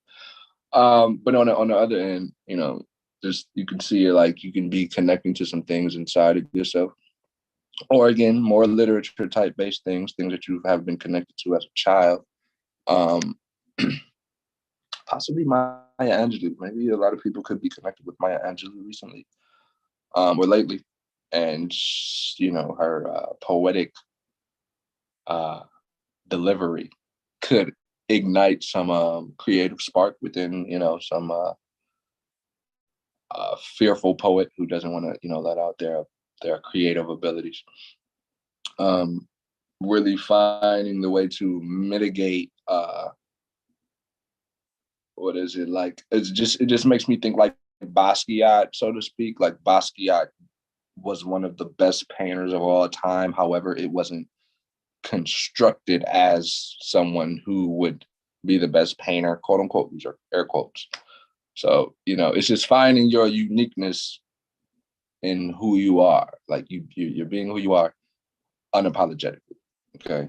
And that's just, you know, getting over the thoughts of what they think about, so to speak.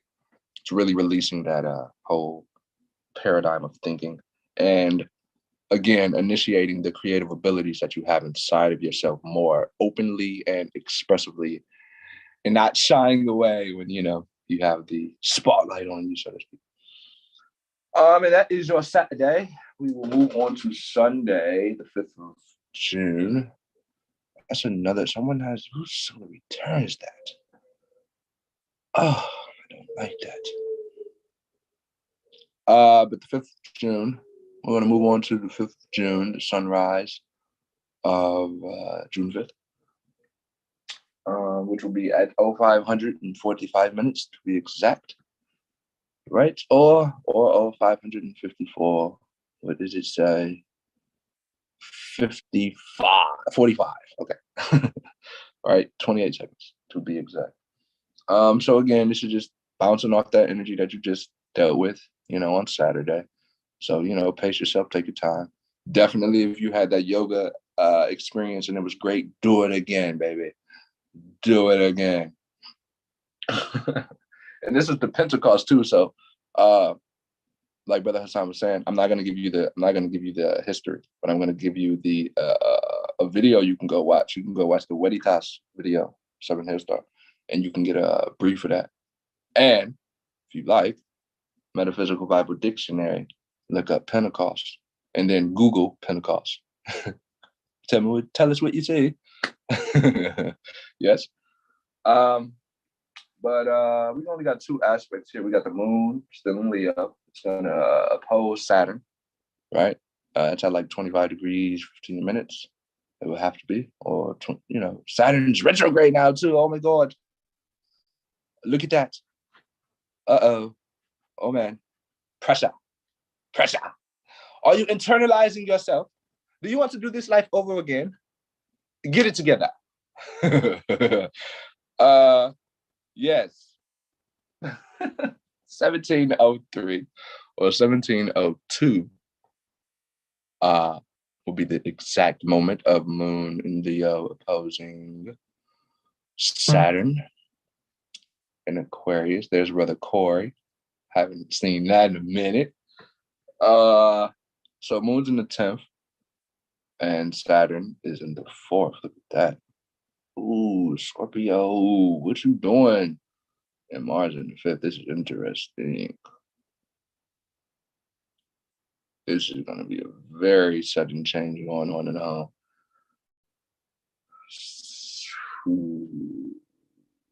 Alcoholism is 25 degrees Aquarius, alcoholism. This is interesting. Bear with me. Yeah, I'm here, bro. I had muted because I was looking for Pentecost in Metaphysical Bible Dictionary, so I was trying to be like calm with it at the same time, still be here. However, 22 to 28 degrees is in Aquarius is the astrological area. However, in Leo, you know, we know it is alcoholic at 25 degrees, where I think, however, 26 to 29 degrees Leo is still the astrological area also, if I'm not mistaken. But yeah, this is reflecting that, you know, the alcoholic, but yeah, where 25 is for Luna, where you're speaking on it. Yes, I think that is. And if I actually go here to substantiate what you were, as far as the book that you have there in your hand, we go to Leo there, and we look here, and we will see clearly 25 to 26 degrees alcoholic, 25 to 29 degrees astrology. Whereas we go down to Aquarius, right, and we will see clearly we have alcoholism at 25 degrees.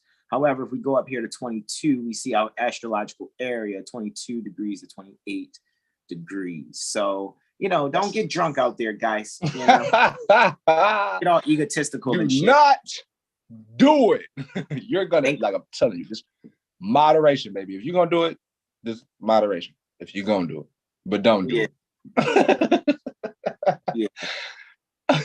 You know what I think though? It's gonna be people like, there's gonna be a lot of people that are gonna be turning to astrology. That, of course, you know, it's gonna be like your mom and dad. Yes, of course. Like they're really gonna be on some like, and what's funny is it's the mothers that are gonna be bringing the fathers to it, because, you know, what I'm seeing is when people are coming into this, the women and the children kind of grasp it first before the men that have been set in, I'm a man and I need to unga munga this way, as a unga munga, being a unga munga man is like, hey, that's unnatural. You've been a federal agenting caveman. You've been unga mungering federally. And I think that there's going to be this, you know, for some reason, you know, just, you know, help me out here. Saturn is dominant in Aquarius, right? However, it's in accidental debilitation in the fourth. Mm-hmm. But it's retrograde, so it seems to be doing pretty good. Luna is in its value sign, right? Because it's home and dominant Cancer. However, in Leo, I still say Leo is not bad for the moon. Because in order to see the moon, you need the sun anyway. So kind of Leo is an assistant, a values assistant to Luna. And it's in the area dealing with alcoholism, which some people are like, okay, what's that dealing with? Well, that means that you're under some spirit. So, yeah. So this is the opportunity specifically to really connect to the wisdom and the beauty of life, like seriously, because again, astrology is the astronomy, and now you're going to be able to see these patterns of life. Life has patterns, cyclical. It's a cycle. So when you start observing these said cycles, you start to see certain things, and you know, based on your comprehension and how you feel about things and how you know think about things, that could be it depends, but really just, you know, find the beauty in, like, you know, tension, turmoil, so to speak, differences, because all that is just it's a mindset, it's a mentality. Their mind is set on something. So all that, you know, debating about what should be like this and what you don't have to do that. The best thing to do is just, you know, oh, okay, just let them think with whatever they want. They have that right to think whatever they want. It's no need to be trying. Okay, so astrology it isn't real. The Say that again. The sun rises every day. Say that again. I'm just saying, man. I'm just saying. So yeah, you know, just accept life as it is, you know, and appreciate it, and really, you know, connect to the things that you connect to. You know, don't submit yourself to someone else's guidelines. So let me add to your wisdom. I'm still do my best to bring up Pentecost while you're going through this last aspect. Islam. Yeah, we're gonna do the moon square Mercury. Yep, 1912. And it's interesting because I know Mercury is doing this thing with alcohol, so to speak. I have a book recommendation. It's interesting because it kind of references alcohol, so to speak. And it's funny we were talking about alcohol, but I was about to say that too. I was about to say, looky, Astro cookie. Yeah. Dreadlocks by Neil Shusterman. Dreadlocks by Neil Shusterman. I would recommend that book for this energy. I trust we can take the thread out of the locks there. However, yeah, that's the title to the book. I know, bro. It's such a right. It's so funny how that's the right. It's hilarious. It's so funny how those publishers do their thing. But the moon's again in the 9th, and Mercury, Brother Sean, I know you're in there laughing somewhere. Mercury is in the 6th house, 26 degrees, 21 minutes. Right. So, at this time, this is like just perfect to really literally cut off things that really doesn't serve us internally, serve 6th house, cut off, alcohol, got her head cut off, or Medusa, whatever.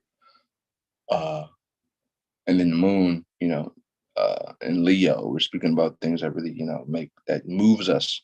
It makes us feel some sort of way, and it ignites us internally. So the things that needs to be cut off, so to speak, are, pretty much being communicated by, people that we care about or people that pretty much care about us. It's just kind of giving me intervention vibes almost. But definitely could be, having a conversation that helps you get to the next level within yourself with someone, could be younger than you, or they could be, I don't know. God,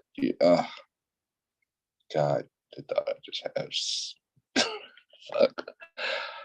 Oh, yeah. Instead of going to, your therapist, the rapist, as we, the rapist, you should probably consider your astrologer the rapist. Yeah. You should definitely, consider you, or just do it yourself if you can. Use your tools, use your mind, and challenge yourself to get through something that you think you don't understand. However, you might be quite adept at it if you just take your time to comprehend it. That's up to you, though. May I add to your wisdom for Pentecost?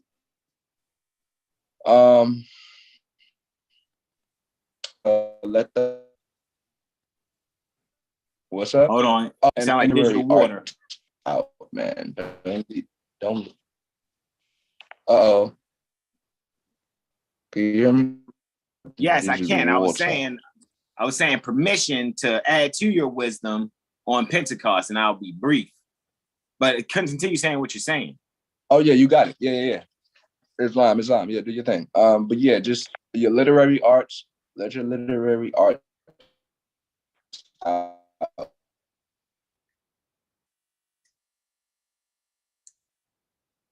Oh, bro's frozen.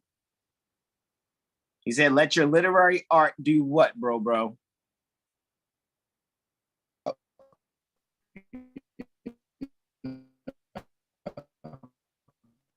Oh. Be open to constructive criticism as well. We heard be open to constructive criticism as well. We heard that. Help you get to the next level within your creativity. Did Brother Jack just go out?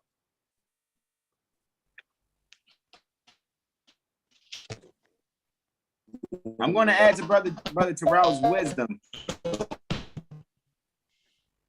There's a little digital water happening there. Brother Benjamin, is it just me? Brother Benjamin. Yo. Is it just me, or is that Brother Terrell sounding like digital water?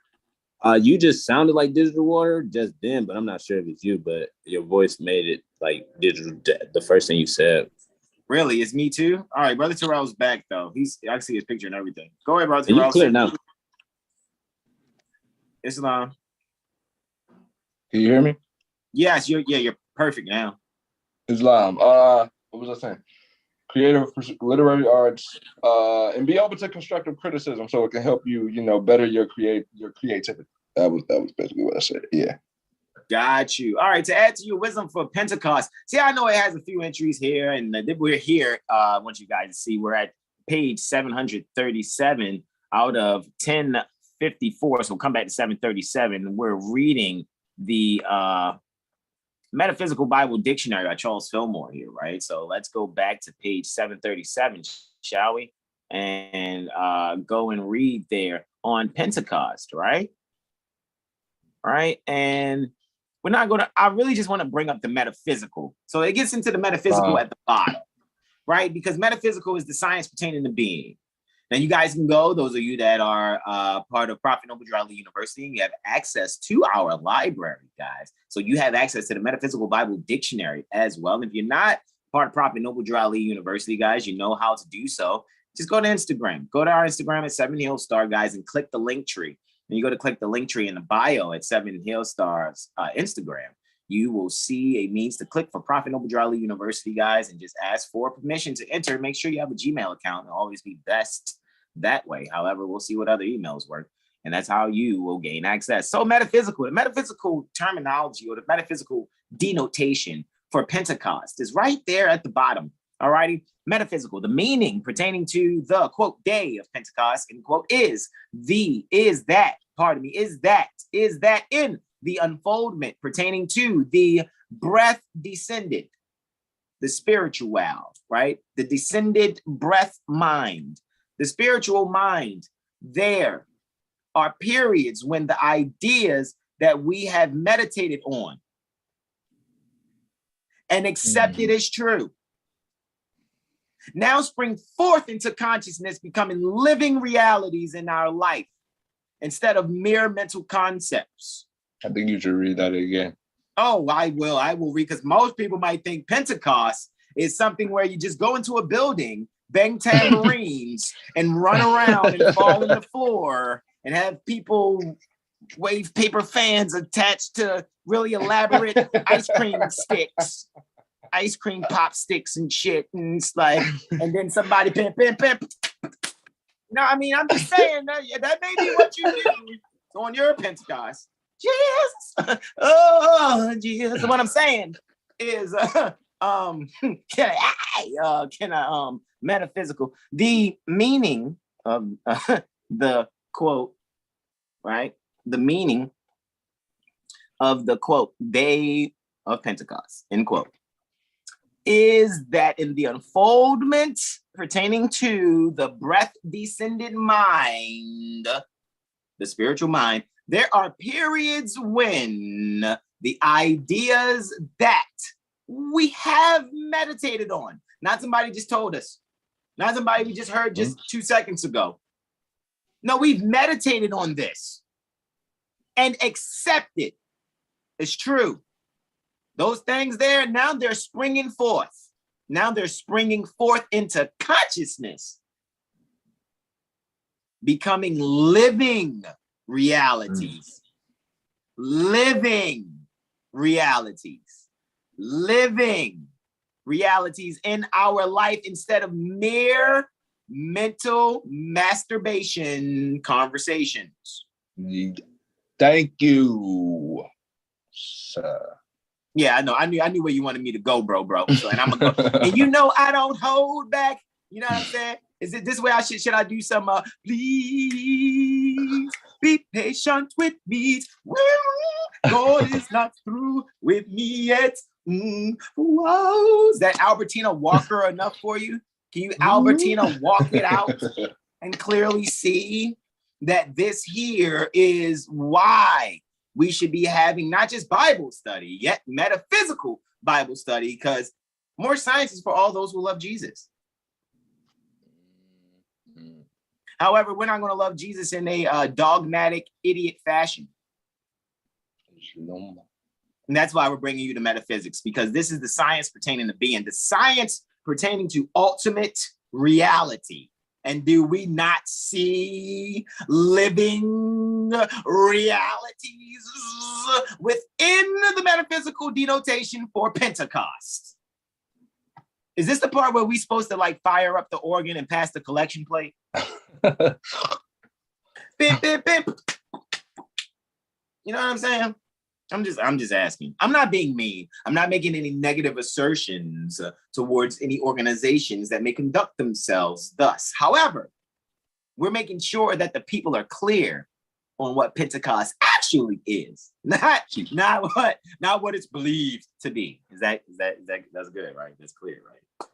All right. See. All right. So here we go. In this awakening, right? No, this must be the real house of we awakening wines here. This is where you really come and awaken. You know, we won't have people that smoke black and mild and talk more science at the same time. Anyway, in this awakening, we get the fruits.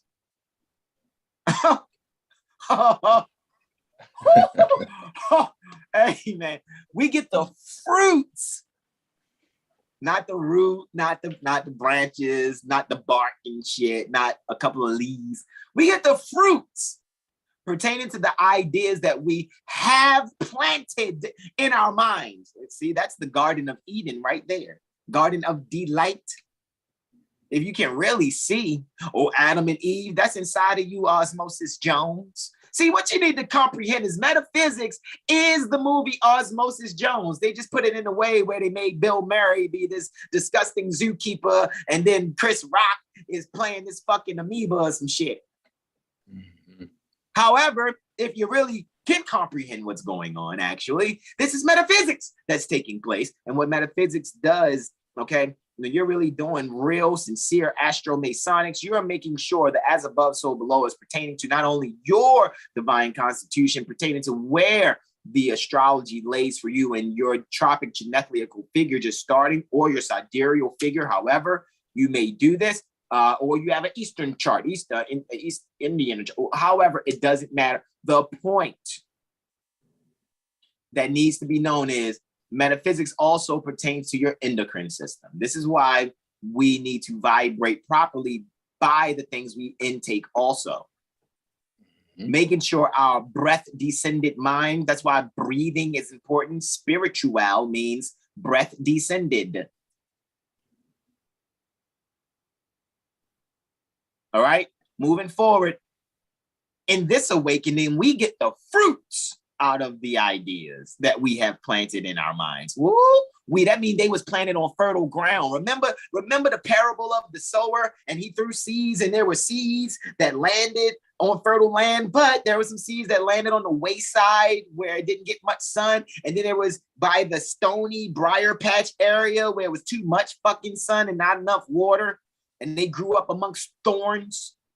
You know why? Do you know why a plant grows? You know why a rose has thorns? The reason why a rose has thorns is because all the water has been put into the head.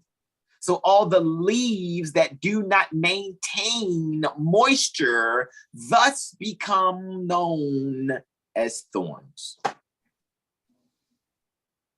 They're just dehydrated leaves. Because all the water is being walked upon in the beautiful petals that you see.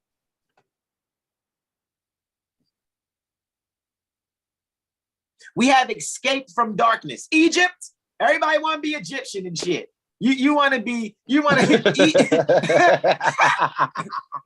mean? Prophet Noble Drali is an Egyptian adept. Well, Egypt means mental bondage to sense consciousness. If he's an Egyptian adept, that means he was a master over his lower self. That's what it means. Egypt is mental bondage to sense consciousness. Mental bondage to sense consciousness. I'm a Cancer. I know what senses are all about. I'm telling you, triple water trinity. All I can do is feel. However, that's That's what I need to be able to use to get over that shit, right? Because I'm a Cancer, right? That rules the elbow, right? And I need to do some thinking and accurate communication. That's my thumb. So even I have to imitate the prophet and go around my elbow too, just to get to my thumb. Welcome to Egyptian Edit School. Anyway, we have escaped from darkness, Egypt, and have entered into light, promised land. Israel, right? I want to say promised land for now. Canaan, actually. When we, all mindsets though, all consciousnesses, because I don't want people talking about, well, where the land of Canaan at on the map, brother? How many thousands of years ago was that key? And I'm going to tell you to shut the fuck up, respectfully. When we fill our mind with true ideas, because the reason why I would say that, I'm not rude. The reason I say that because after you study after so long and then you realize something, you don't come out and sell packages. I could have been sold packages. However, I'm just going to tell the truth, and I'm going to tell the truth in a way that I know that your niggered up ears are going to take it as if I'm being pompous, arrogant, and all these other things. And I don't give a fuck. I don't give a shit at all, because you guys, this is your stuff. And you guys really need to get this like we're getting it, so that you can comprehend. You need to stop thinking like people that's comfortable with loving a lie. All righty. It's like this is what you prefer. And I'm not coming down on you guys in the middle of a weather report, but I did this Pentecost thing to show you guys, hey, if you love a lie, then you don't have to subscribe to 7HealStar. You can unsubscribe. You can, because you're looking for a lie. And I'm telling you, if this was a restaurant, we only serve truth around here. So if you're on a lie diet, yeah. You might want to go to where they're serving up bullshit, because here we're serving truth. All right. So yeah, Islam. So with that being said, let's move forward. All right. And moving forward, right? That's some fun. Yeah. When we fill our mind with true ideas about to call upon, right, about God and mind, because man is mind, we should gather our thoughts to one point or place, quote unquote. That point or place is, quote, I am that which I conceive myself to be in spirit, end quote. If we proceed in an orderly manner, there will be an inrush pertaining to spiritual force from the higher realms pertaining to consciousness that will fill the whole body, as described in Acts 2:2. This makes me think of dear fathers. By these lessons, you will set your house in order so that your little ones will fill the whole body. We'll learn to love instead of hate. I'm trying to tell you how this stuff just comes to me in the moment, bro. I'm trying to tell you that prophet don't draw leads the prophet, as described in Acts degree 2 minute 2 or verse 2, chapter 2 verse 2. To the one who is awakened to spiritual reality. So the one who is awakened to breath-descended reality, because the art of breathing, right? Spirituality is the art of breathing. So spiritual reality is spirituality. So the art of breathing. Let's see. Are you artful with your breathing? Okay. Quote, the day of Pentecost, end quote, signifies the degree, not day, the degree. Oh, astrology pertaining to the degree pertaining to mind action, not mind sit still, not mind think about it, not mind pose, it's actually mind action that brings to consciousness the presence pertaining to breathing or breath as substance, breath as substance, breath as substance, understanding, substance, understanding. Mm-hmm. Yeah, never thought the word substance and understanding was the same word, did you? Yeah, but now you comprehend. Oh, see, I said comprehend instead of understand. All right, let me stop. They were all together in one place, quote unquote, means the concentration pertaining to all the faculties and activities pertaining to you guys' mind and body. Mind is menti, body is test. Now reverse test and menti, and now do body and mind, and now you have the word testament. Because the Bible is about you going from your old body and mind to your new body and mind, and no one is standing a pulpit telling you. Oh yeah, we're gonna have a real great Pentecost today. At least talking about it until it happens. In the future, we're having Pentecost 4 degrees before. Hold on, let me sound like Freeway. Early. Okay, I'm done. We're going to give you Pentecost early while you're boring. In church, sitting there, wondering why you're not getting the fulfillment of the law like Yeshua has been said to bring. Because it's not being fulfilled, because you don't know how to fulfill the law, because you don't have a fulfill the law dictionary, because you're not fulfilling the law by looking into the law dictionary and looking up metaphysics to know that that's the science pertaining to being, the science pertaining to ultimate reality, and you love a fucking lie. Don't look for 2 pieces of wood, a crown of thorns, and 3 nails for me. Or my brothers, or the mothers, or our mothers that are on it. I'm telling you. We're sharing this because it's past midnight already. Like Brother Todd says, right? Almost midnight. It's past midnight. All right, here we go.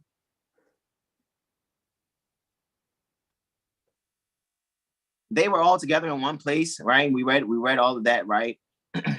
Means the concentration pertaining to all faculties and activities pertaining to your testament, your mind and body, right? Because mind is meant, testate is body.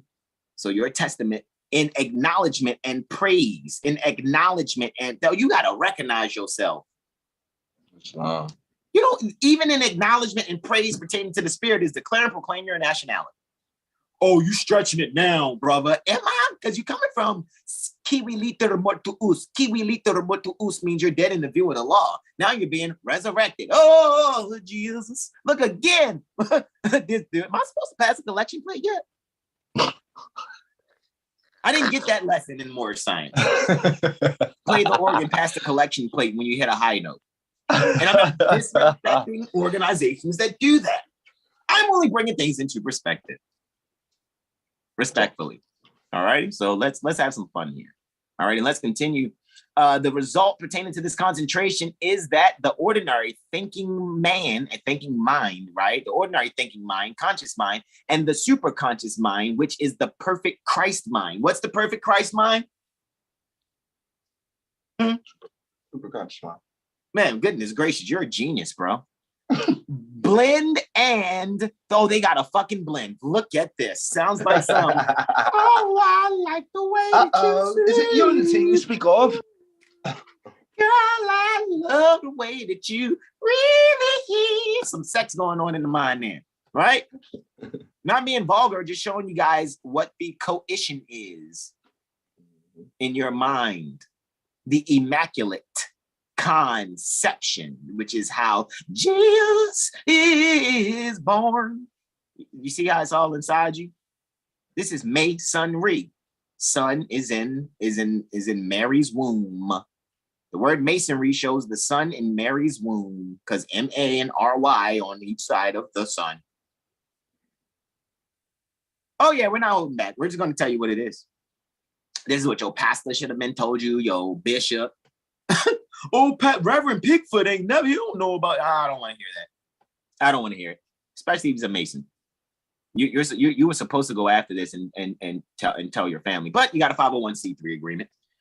So you probably got some things on penalties of death, and you can't say shit. So it's all good. It's all good. And some people may not even know that, you got families out here built off of believing your sermons every time going, here we go. Just kind of just showing like, this is what they really meant. This is what if you really want to make a real gospel song, make your gospel songs according to the Metaphysical Bible Dictionary, and then they will no longer be beautifully sung begging songs. All right, you already know, bro. Because that's we need an outpour of your spirit. I'm not knocking Dietrich Haddon. I love the song. I can sing the whole motherfucking tune. However, it's a beautifully sung begging song. It's so funny because I think Venus is at like the professional beggar. The professional beggar. And you can't be. Come on. Can't be a beggar nation, man. You cannot. Oh God. You cannot. You see what I'm saying? For real. You guys are not even at the John P. Key level of belief yet. You guys have descended to we need an ounce more. You're not even at the I've been down sometime. Oh, yeah. I believe. You ain't even there yet. Oh, I believe. You know, I'm trying to tell you. I'm talking about you just stomping your feet, clap. That I'm trying to. Y'all not even there yet. Why is the Moors talking about church and gospel music? I thought this was astrology. I'm showing y'all how it all go together. You're divided. You're Inuyasha. If you've seen the cartoon Inuyasha, he's a half man, half demon trying to find all the jewel shards and shit to put it together so he can become a whole man. And all we're doing here is showing you how we do jewel shard repair. You're welcome. And we'll move forward. In doing so, he's arrogant. No, I'm not. Those are your thoughts. Takes one to know one. So stop being arrogant and then projecting that on me. I'm telling the truth. You're a liar that loves lies. So here we go. Moving forward.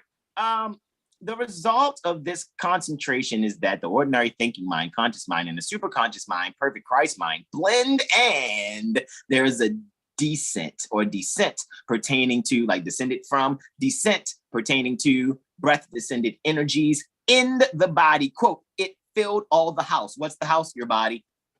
Goodness gracious, how easy is this? The multitude came together and were confounded, quote unquote. Man, or which is mind's devotional nature.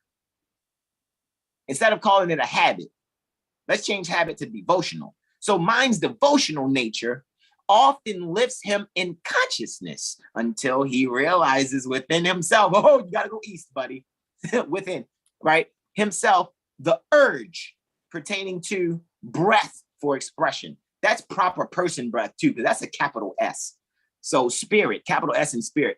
Urge of spirit for expression. His consciousness, reasoning mind. His conscious reasoning mind. His consciousness, reasoning mind does not uphold. Because to understand something is to uphold it too. Because that means you're giving it substance. So he is not given substance to. He does not uphold. He does not understand what is taking place. And he may feel that the condition is the work of evil. But faith, Peter. What's faith? Peter. So anytime you see Peter in the Bible, it ain't no being that you think, and 2,000 years ago walking with Jesus was. No, Peter is faith. Because these things are happening inside of you. Remember, I told you, this is Osmosis Jones. You need to go back and watch that movie. Indeed. Cultivated through religious effort, gives assurance that all is well. All is well? Yes, all is well. That all is well, and that the new experience is really a greater activity pertaining to spirit and body consciousness. It's called a graduation. Ooh-wee. It's a graduation. The ultimate result pertaining to this outpouring. No. Okay. You skipped this Oh, Christian. okay. Oh, I did. Okay, I guess okay.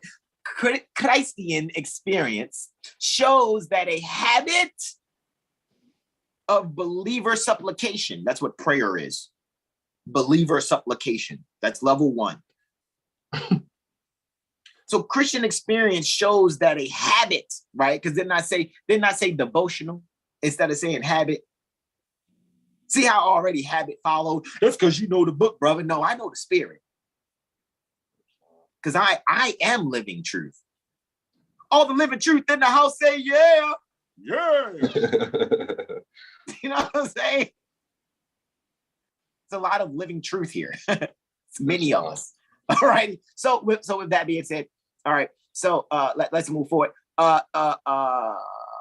Giving thanks to the Lord daily will finally lead to a state, a standing, a status of pertaining to exhilaration of the whole mind. Goodness gracious, that sounds like mantras. If I keep just doing this sound repeatedly over and again,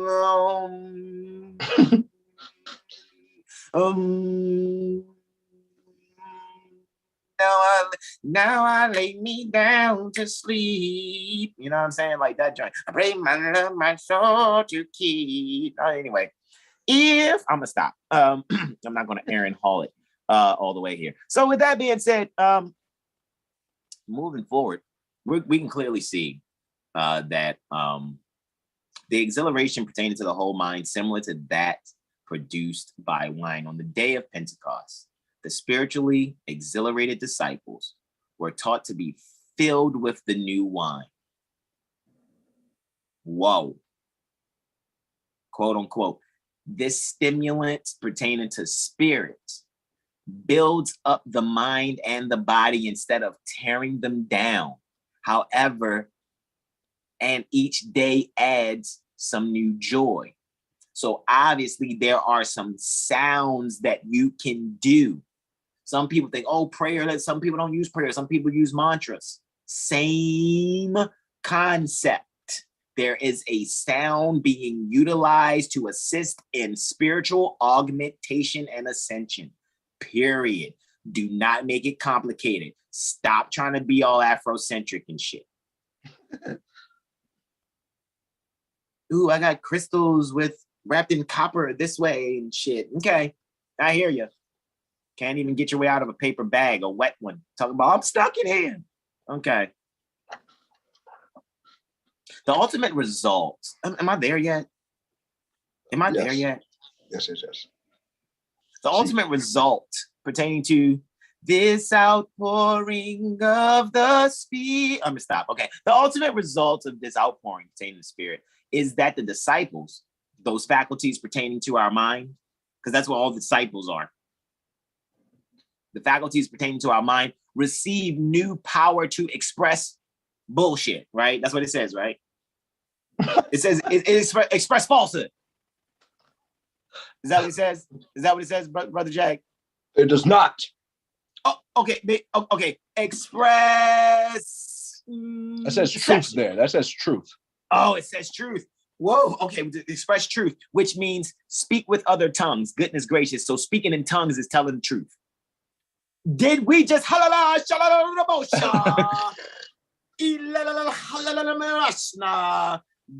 the truth is speaking in tongues, period.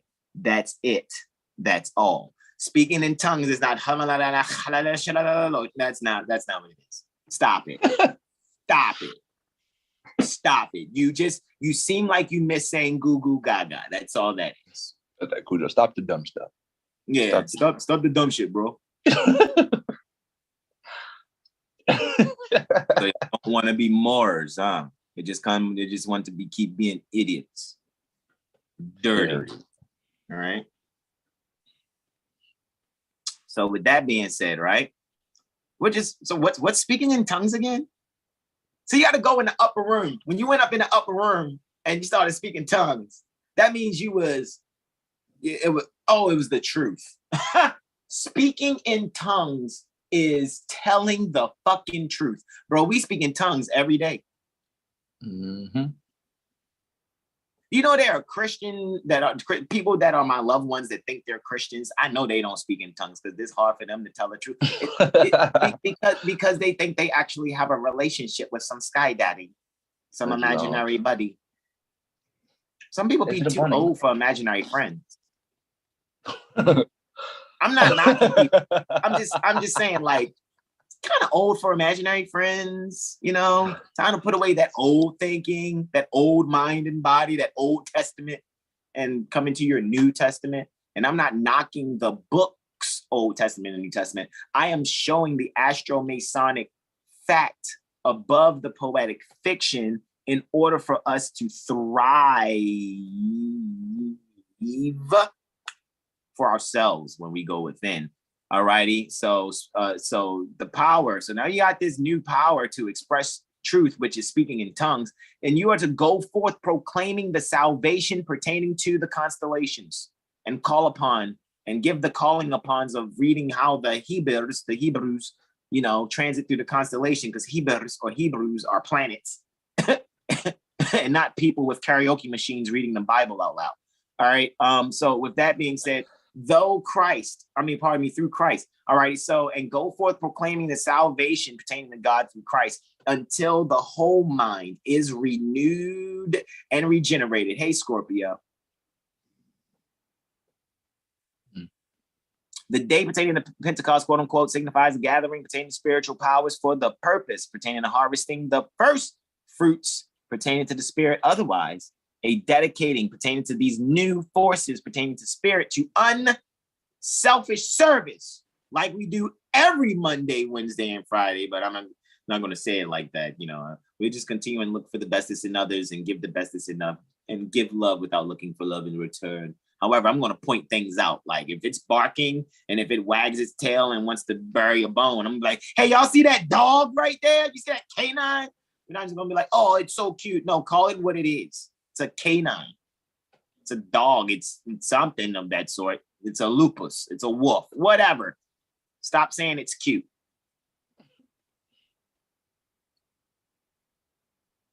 That's not its nationality.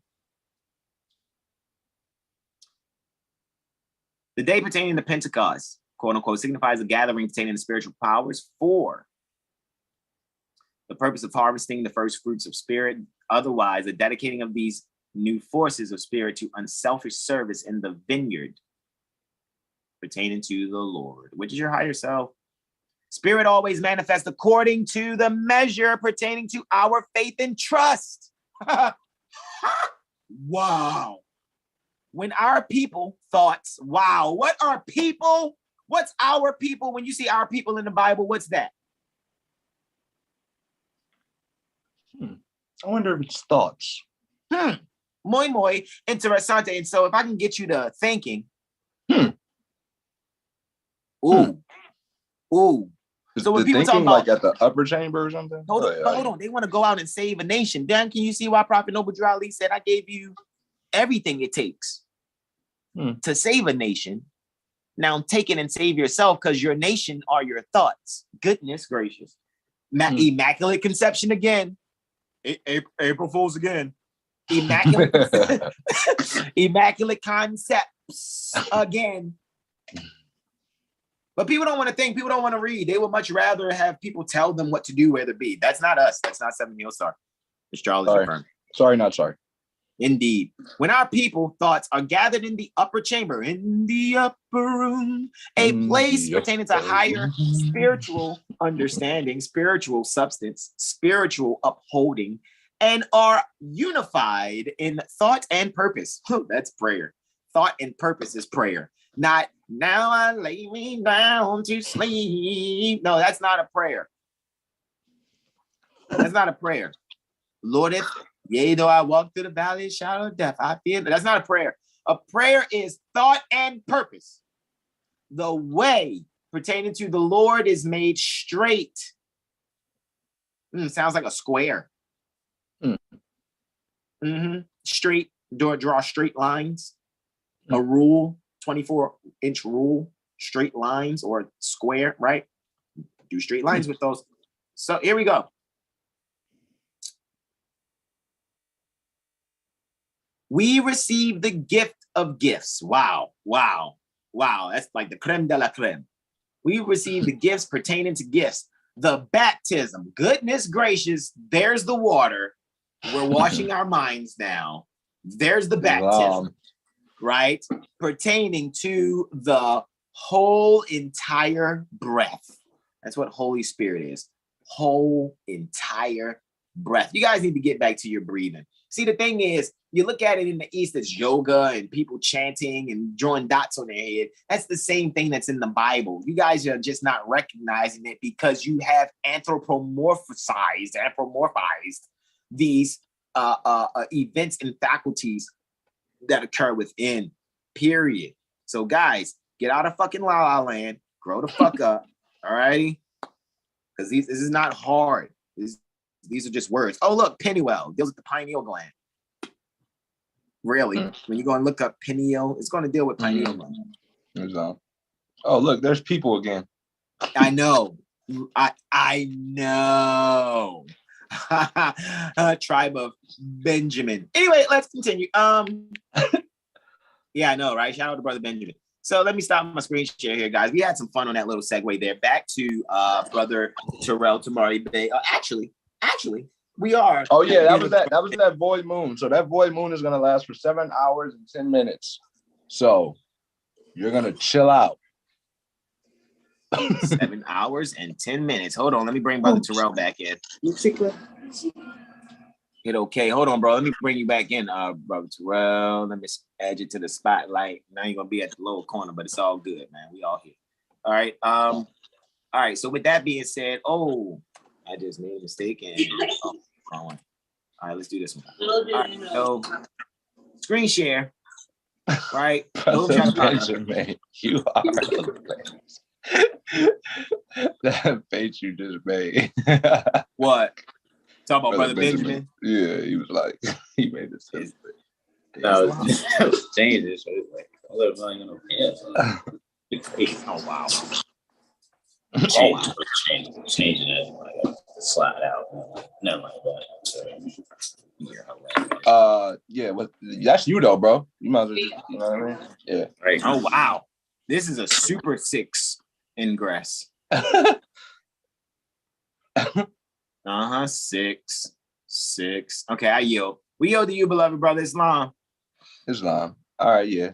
6th of June. This is happening, on Monday. Yeah, that's you, bro. No, yeah, that's you. That's your testimony. Yeah, that's brother Benjamin. Oh, that's brother Benjamin. Yeah, that's his only testimony for Monday. Okay, Islam. Yeah, so that void again, that void again on Sunday is 7 hours and 10 minutes. So all right, it's on you, brother Benjamin. Yeah, on the ingress. You're muted. You're super muted. Just testing you guys, let you guys know if you're paying attention. My brothers are paying attention, as they always are. Monday. Brother Sean said 6th house, baby. Baby. Brother Sean on the you're funny, man. Message threads. What's that? Where we at? Monday, June 6, 2022.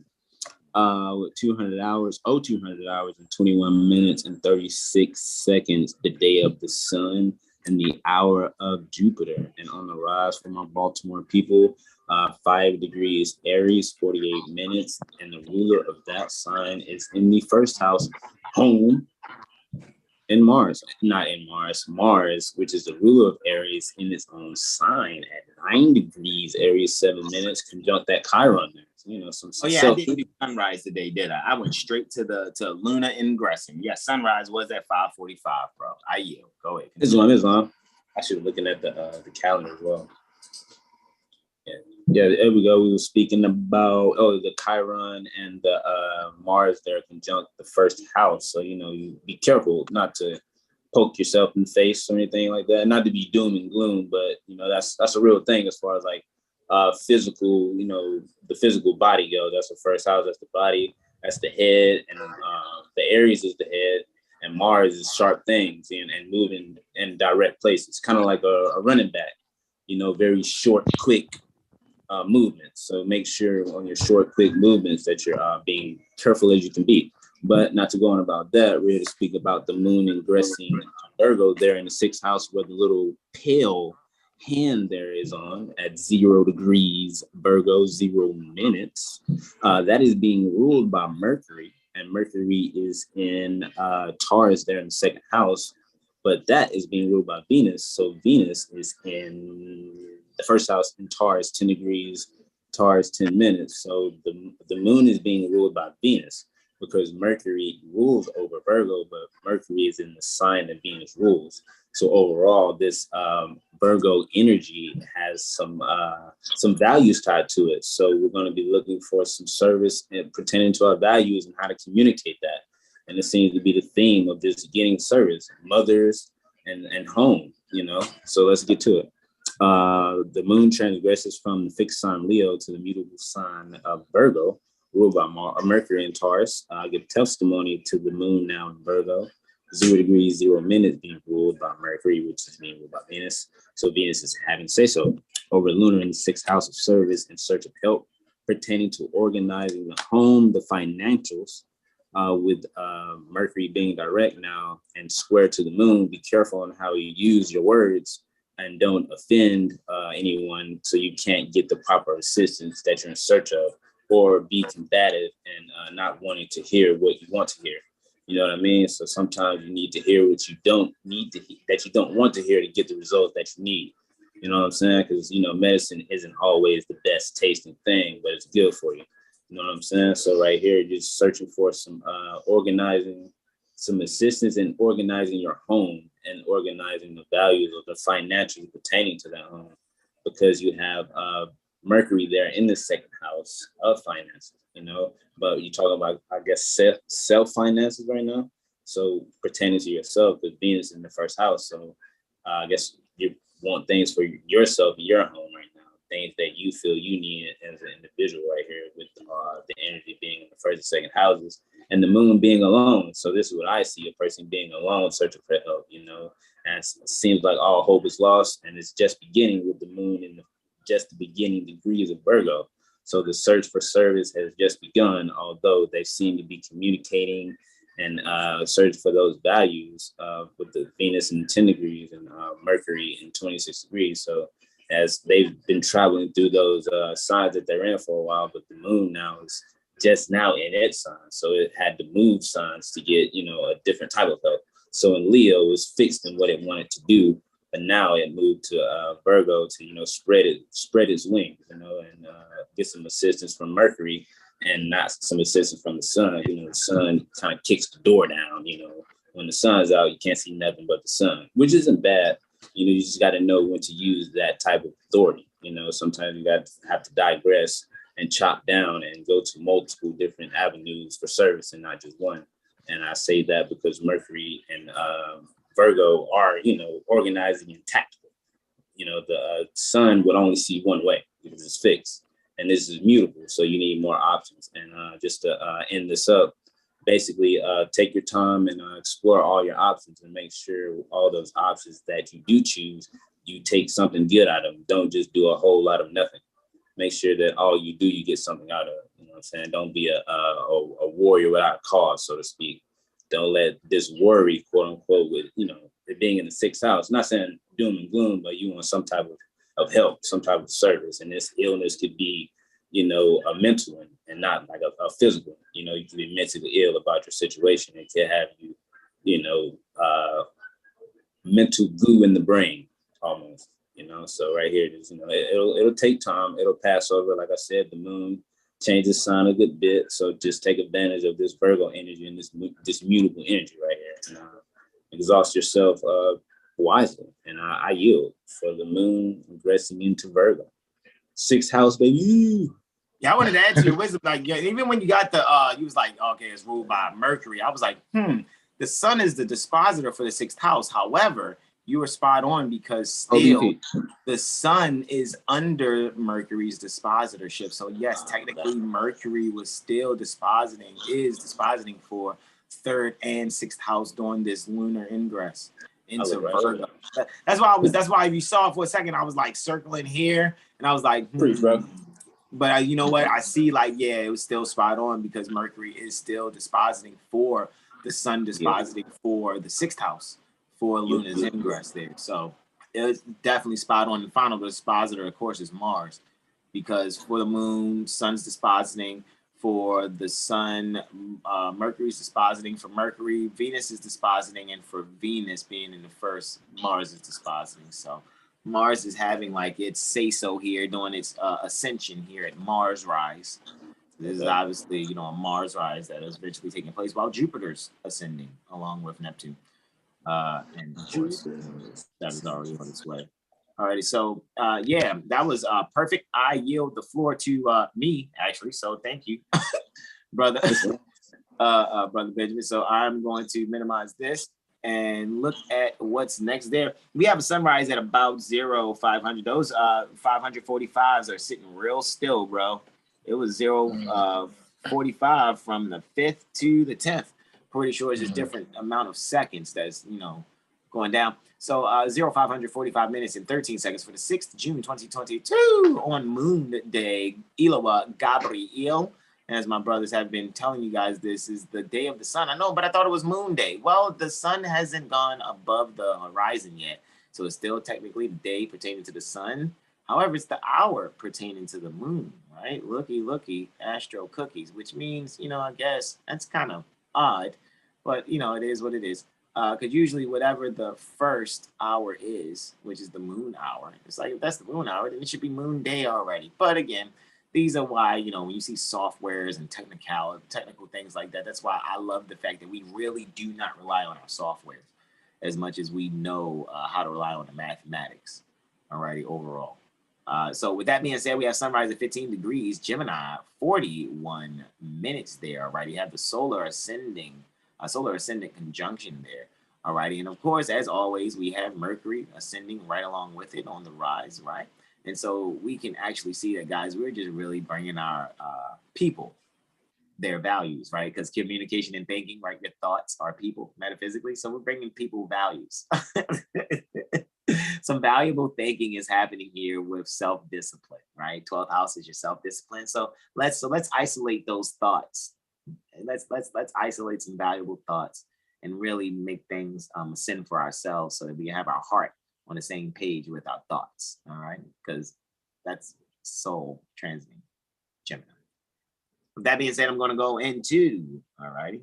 I only have 3 testimonies, and I actually, my last one is going to be the first quarter moon, right? There, it's going to be saying, right, in Virgo, right? First quarter moon's coming up. So that's the 90 degrees after a new moon, right?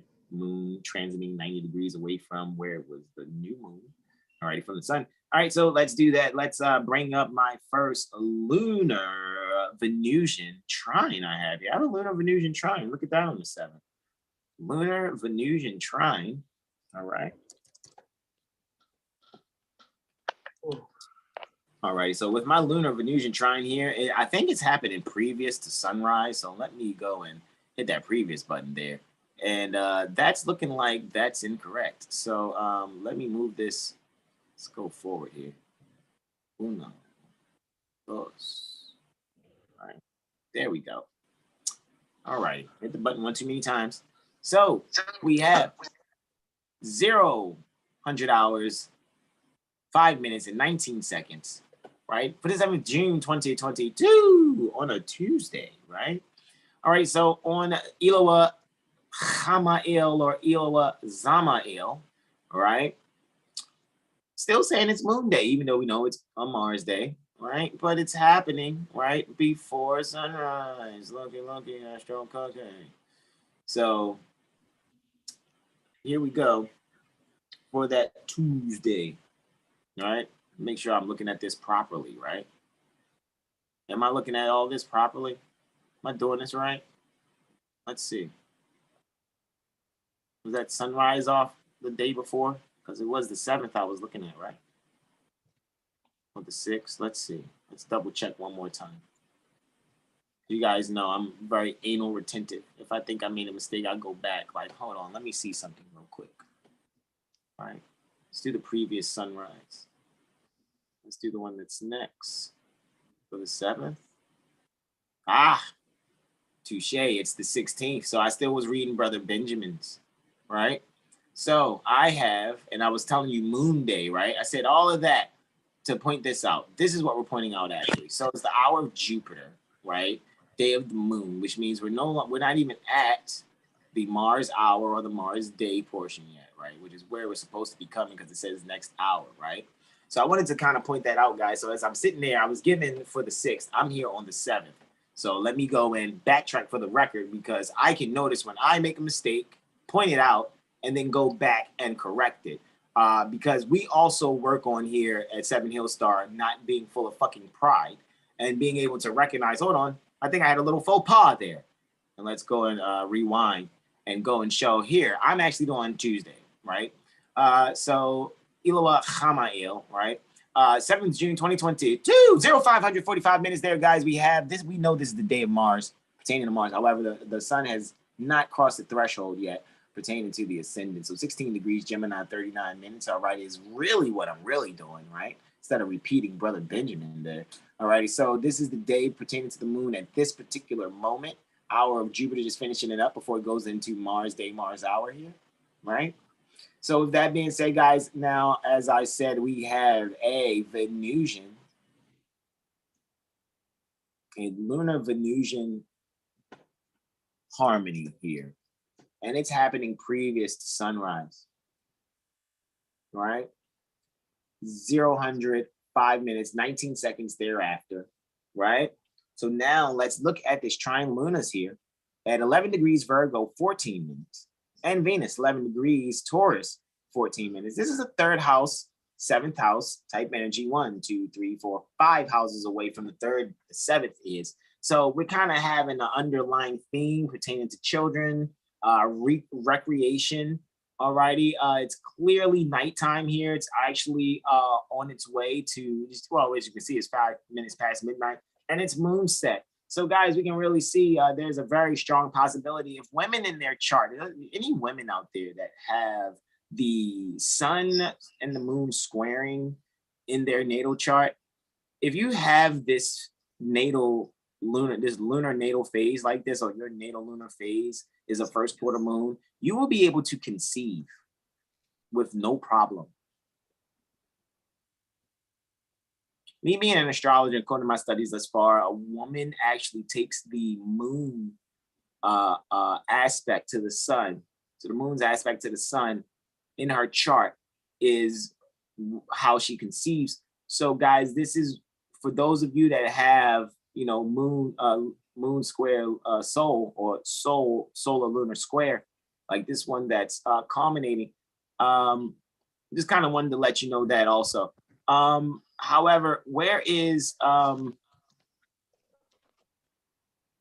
yeah, that's what I kind of wanted to point out. So that's why I said children is a bit of an underlying theme here.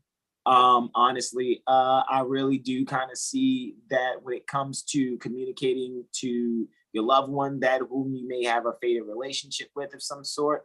You guys are really going to get down to the details and how you're going to really express things and the values pertaining to the relationship, especially when it comes to making sure you are allowing yourself to really, really bring out the beauty fiercely. And fiercely bringing out the beauty just is me just saying that this Venus is dominant here in Taurus. And what we'll be able to do is make sure that our standing isn't as radical when it comes to how, it may appear to be just like this outstanding love, right? Spirit, part of spirit, Venus and Uranus is just outstanding loving communication, and how we're going to 9 times out of 10 relate to one another. And for those mothers that have the Luna solar square, right? The solar lunar square, this will be the means for you to go and conceive. If you're looking to conceive, you'll be successful here. All righty, especially with the moon in an earth sign. All right. Shout out to all the Aquariuses that are going to be manifest into 2022. Because this is definitely Aquariuses, right, that are going to be brought forward. All right, so let me move forward from there, right? And make sure I already got my next button set. All righty, guys, so here we go, doski. I'm going to the Luna Uranian trine next. So we're keeping the aspect trine there. Going to Uranus there. Luna Uranian trine. And this is taking place clearly at 1000 hours, 25 minutes, 53 seconds thereafter on Ilowa Hamail or Zamail, which is Mars Day, Tuesday, June 7th, 2022, day pertaining to Mars, and this is Mercury's hour. All right, so there you go, Mercury, right, Mercury's hour. All righty, and with that being said, guys, we are clearly looking at a lunar. Look at that, man, 16 degrees is jumping, right? 16 degrees is jumping, bro. Goodness gracious. Sun and man, 16 degrees is jumping. Hey man, you guys are awesome. You guys are amazing. All righty. Shout out to everyone that supported 7HealStar, and those that are, man, you guys are really about to take us to the next level, man. We really appreciate you all, man. In advance, man. These next 25 years are going to be great. I'm telling you, these next 25 years about to be great, man. All right, so here we go. We have this lunar Uranian trine here, right? This is a second house, 10th house kind of energy, right? Some people call the second house the gates of hell, right? However, what we're really doing is just allowing ourselves to secure and detail those values that will really allow ourselves to radically probably pour out or really, make some radical changes in how we value our standing. Pentecost, again, that Pentecost energy, allowing yourself to take those seemingly valuable thoughts, things that may be radical, and outpouring of information and knowledge and values that maybe allow your standing to bring forth the details where you can secure some things where you can beautifully discipline yourself before saying what you need to say, right? So with that being said, I think where a lot of people are going to be finding themselves refining the way that they interact with one another. Alrighty. And since it's refinement and interaction, Venus here is ruling the 3rd house and the 10th, within the 10th being dominant. So I really just see that we are going to really allow ourselves to really value how we're relating and sharing with our loved ones. A lot of people are going to find that quote unquote stepchild that they're taking on, probably more of their child, so to speak, quote unquote, than the children that they either have and or help to name. Just to kind of put that out there, to be completely honest, because, Uranus rules over stepchildren while the sun rules over your children, so to speak. So someone else's children is a Uranus ruled energy. Alrighty. And so, I can really just see that there being this, there's a lot of not adoptions, but a lot of, I can say, universally ordained unions, quote unquote, that are taking place matrimonially, as sensible and competent mothers are now in the forefront choosing sensible and competent sons. That's what I actually see with this. So yes, you're going to find yourself interacting with others' children in a way where things are going to be probably a lot more natural than you thought. Right? It's almost going to seem like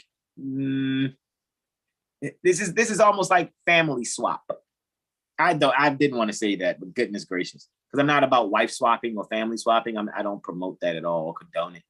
I'm just really just showing you guys like really what's taking place here. And Mercury is just, being ruled over by Venus also being there in the 10th house. So all that energy is happening there in the 10th. Venus, Uranus, part of Spirit, North Node, and Mercury. So say what you need to say. And because this is really going to allow you guys to really kind of, like I said, set up the next 25 years or so, man. A lot of people are going to be, this is that. You guys are going to, this is the beginning where people like, we've been together for 25 years from now. So a lot of people that, was thinking about, oh, how my grandmama, my grandfather, I'm telling you guys, you're about to see, you guys about to see that the quote unquote kindred and or family unit. Yeah, it's a wrap, man. It's a super wrap. There's about to be a super prevailing that's going to take place on levels that people didn't comprehend. I really see Mother waking up in a way that it's going to seem like she's been doing it for quite some time. But the mindsets that are here, that the standings that are happening, the values that mothers are bringing forth securely in detail, goodness gracious, man. 11th house energy still, just like Uranus, where, when it comes to what Mercury is ruling, even though it's still technically in the 10th. You know what I mean? So let's get rid of that fascination and denial. All right. We're combusting fascination and denial. All right. So with that being said, let me go to my last one here. I have a solar lunar square, and then I'm going to yield to my beloved brother, whom I'm well pleased to route to Mari Bay. Right. I know you guys spent a great deal of time with us today, but this was special, especially off of that Pentecost energy. All righty. And just moving forward, let me bring this solar lunar square here, right? I think I'm way too far in the future. So let me take it back. And at 10:48 minutes and 19 seconds, all righty, which is that's 22 minutes roughly after the last one we did, right? Okay, so we have Sol, right? 1651, Gemini in the 11th, right? Creatively communicating and servicing or serving those that we like to share things with, you know. And in doing so, we're being able to get over the obstacles and the challenges where our emotions probably really allow us to not really serve ourselves valuably. So if you really want to be able to serve yourself valuably, allow yourself to shed light on things that are being communicated to you from others so that you can really combust your own fascination and denial. With that, I yield the floor to my beloved brother, in whom I am well pleased, Brother Terrell Tamari Bay. Islam.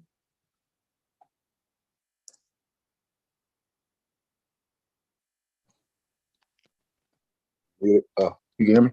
Yes, loud and clear.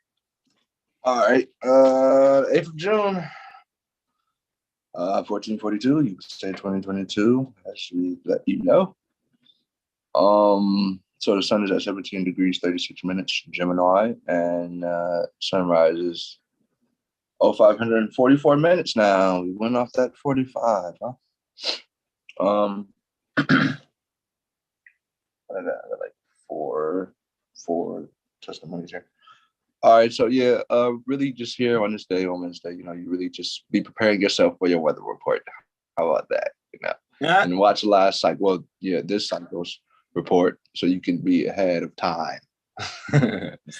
Really, let your again, really just get into the literary beauties. Read a book. The first aspect that we're going to look at is before sunrise, the moon opposed Neptune, right? Moon is still in Virgo, right? And it's opposing Neptune, which would be in Pisces, of course, or reflecting, so to speak, right? They can see each other clearly. Moon's in the 6th. Neptune's in the 12th, right? This is interesting.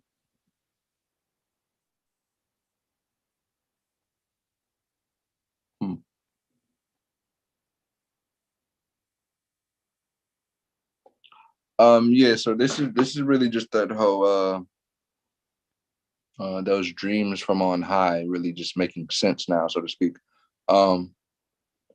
Really formulating new ideas or the ideas that you already formed. Now you know how to like basically act on them, so to speak, because it's been in your mind for some time now, or you dream about it often. So now with this moon in Virgo, there can be a possibility that you kind of know, you have an idea of what you need to formulate, so you can bring that service out or that product to a more fruitful response, so to speak. This could also be a good spa day, possibly. You know what I mean? Just really serving or taking care of oneself, or just taking oneself to a restaurant. Of course, later on in the day. However, it's still that energy will be out there. So maybe just do something different. Do something outside of your routine. To pretty much bring some vitality back into your life, so to speak. We're going to move on to the moon trining Mercury. This is still before sunrise. This is at 5:55 specifically, or 5:54. We will see. But the moon is in Virgo and Mercury is in Taurus, as we know. Right? Yeah, 5:55. So we're definitely changing something impactful that needs to be changed. The moon is in the 4th. Accidental dignity there. And Mercury is in the 12th. Right? Yeah. So again, we're really just now, with that moon in the 4th. It's like clean up shop. Or, again, this could be the time. You could be waking up at very odd times, so to speak, and all that's really just showing is the creativity that wants to come out. So you definitely should probably just, listen to your intuition and do, like, listen to those intuitive impulses that you have and just do it. Like, I don't know, as long as it's not harming anyone, of course, specifically not harming anyone. Specifically because Mercury is doing this thing with alcohol too. So again, just really just disconnect or release those things that needs to be released, and producing something that's beneficial for the collective at large, so to speak. We're dealing with the moon and Virgo, so the moon is the people, all of us, and Virgo is like, what is that service or that routine that we need to, so all of us can eat specifically. How can we all have tomatoes and peppers and onions, without warfare, right? So, just really connecting back to nature with this moon trine Mercury, so to speak, childhood beauties, childhood memories, things that needs to be communicated from the childhood that may have been pushed under the rug, all this coming out, and it's going to be good. It's beneficial. Another trine, we're dealing with more harmony, right? More benefic, so to speak, as they would say. This is at 8:08. This is the moon's last aspect too. So after this aspect, the moon's going to go void for 3 hours and 14 minutes, right? But yeah, the moon is going to trine Pluto. So now, Pluto, wow, look at that. Pluto's in the 7th, of course. And yep, moon's in the 3rd. I had that twice. Yeah, so we're just really just, again, the childhood memories, everything from the past is kind of blasting its way back. That's for sure. So there can be some things that's being observed within past actions that are being again, they're being brought back to the surface, so they can be dealt with, so to speak. Lower energies or lower self concepts, or lower self-doubt, so to speak. All of those things are being brought to the forefront. So you can either, so basically, so you can change the life for better, for the betterment of it. You know where you want to be, you know what makes you feel at home and at peace. So now you really have to basically live your life for you and not for, again, someone else, because you'll be living in some sort of mental prison as long as you do that. So knowing what needs to be removed within who you're relating with, and things that needs to be removed within oneself, is pretty much heightened here with that moon trine Pluto, because Pluto is definitely going to regenerate and transform, and then the moon is forming itself. So something needs to be reformed and removed for a more unified relationship with yourself and with others, so to speak. That's pretty much at the forefront. You can definitely be seeing a lot of quote unquote mob talk being initiated and removed as well. We can move on to the moon ingressing into Libra. So be mindful on how you spend your resources around that time. Just wait until 11:22, and a few minutes after that, actually, look at that, and the moon's in the 2nd. You would definitely regret that purchase if you do it. That's for sure. So this moon in the 2nd, and Venus in the 9th. Yeah, you're really, really going to what makes you feel good, instead of submitting yourself to someone else's value system. There can be something that you bring to the group dynamic that may help that group dynamic pretty much expand themselves, and or the way they may conduct certain businesses, and or there can be just some new start on how you pretty much handle your resources and or your territory Could be your land conveyance. Could be cleaning your Yo, car. spot on, bro. Spot on, bro. Yes, yes, yes. As soon as you said that, I was thinking this is like a new like publishing deal or something. I'm like, go, I yield, bro. Islam. Yeah, there's something being. This is cleaning up shop for sure. Someone's getting a new land conveyance, possibly. Who knows? Maybe I'm getting my Volvo. Who knows? Who knows? But no, really just finding what makes you happy and connecting to that is very heightened here. Philosophy, religious debates and things like that will be considered. And again, finding that all religions are basically unified. But as we said times ago, how the religions are conceived now or comprehended now, they all have to die for humanity to live. So that's just that. And then the moon will oppose Jupiter. So Jupiter is in Aries, of course, because the opposite of Aries would be Libra. Yes, you would know that. And like Brother Benjamin was telling you earlier, that cruelty, Jupiter being near that cruelty degree. Jupiter in Aries, opposing the love planet or the love sign. The moon is in Libra, which is about love and beauty and aesthetics, everything lovely. So look at that. And I said religious debates. It's interesting. Yeah. So here at this moment, just really reconciling and or really showing the reasons showing the reasons that you really love the things that you're into, so to speak. And you can see how some people use, some forms of thought or schools of thought to belittle, so to speak, or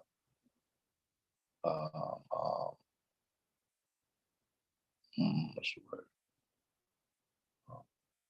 Basically take advantage of certain people because, oh my God, if you're not a Christian, you're going to hell and you're going to burn in eternity forever. And if you're not a Muslim, you're going to go into the depths from Hades or whatever. I don't fucking know. But the point is, all of that is just frivolous. Who are you to, give that demand, so to speak, right? So now we see those religious dogmatic processes, and we're eradicating them because it's not doing anything for humanity at large. So now we know how to navigate through the falsehood and just focus on the truths of the matter. And specifically, we give the best in us and we expect the best that's in others. So that's just the guideline, so to speak. And we're not putting ourselves at an uneasy point with people who don't want to live who don't want to be loved themselves. No need to be warring with people who want to be at war with themselves. That's fine. You do that. You war with yourself internally while we're over here loving ourselves, growing food. Okay? Yes. So, really just knowing what makes you, whoever you are, happy. And you have to live off of that guideline as long as you aren't harming anyone. All righty. And with that, I yield the floor. That is your 7-day astro medical report. Yes. Islam, bro. I was sitting here even thinking, man, that's publishing because it's still 3rd and 9th. Mm-hmm. Man, it's like is that tabloid? Somebody so and you already said it basically. You're gonna have to use your energies for good. Yeah. Anybody seeking to use or do any publication that way, justice must take its course. Yeah, that's gonna backfire. Oh man, if you're on some defamation of character, slandering, oh man, I feel think twice, baby. Yeah, it's gonna be a tough cookie for those people, man. Yeah. I got a lot of people probably, and I'm not putting this in any kind of way, shape, or form, but you know, that leaving babies at the doorstep kind of energy. Yep. Yeah, that Antares is kind of near on that ride, on that ascendant. So All right. So with that being said, let's come on out, man. Let's talk to the people. You want to see my face? You want to see my face? White power.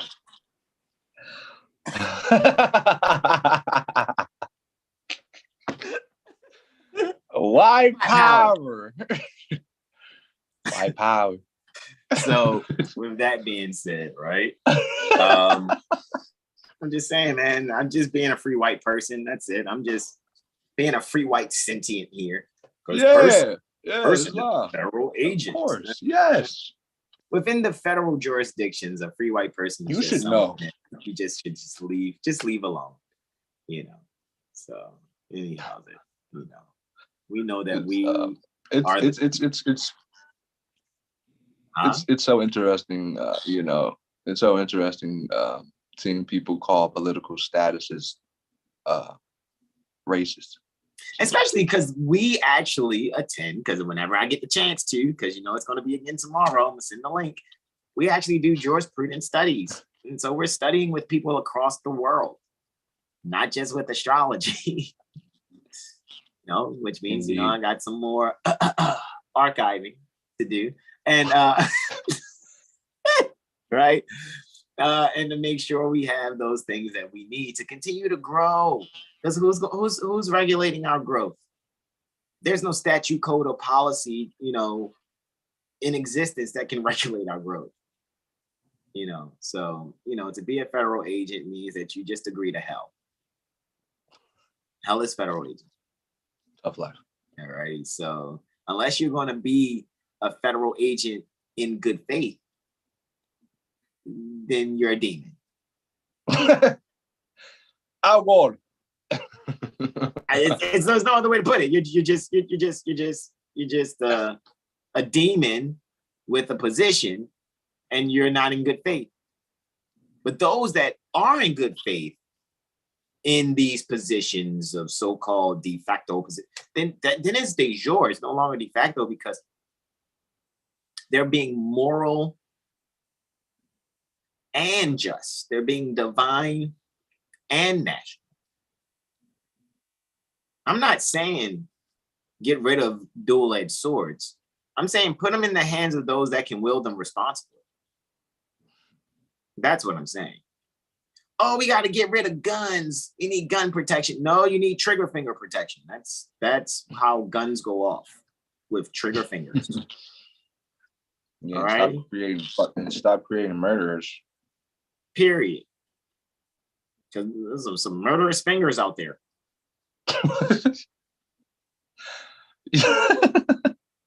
I'm just saying, bro. Like, who would have known that squeezing is how you take a life? That's not cool, guys. That's interesting, huh? I know. Don't squeeze the Charmin. All right. So anyway, we don't use these anymore. We don't use hands. I know, right? Yeah, no. Hermes Trismegistus. All right. Thrice great. All right. And that's coming from a tropic and sidereal Gemini when we're speaking about fingers and hands here. All right. Seriously. Wow. All right.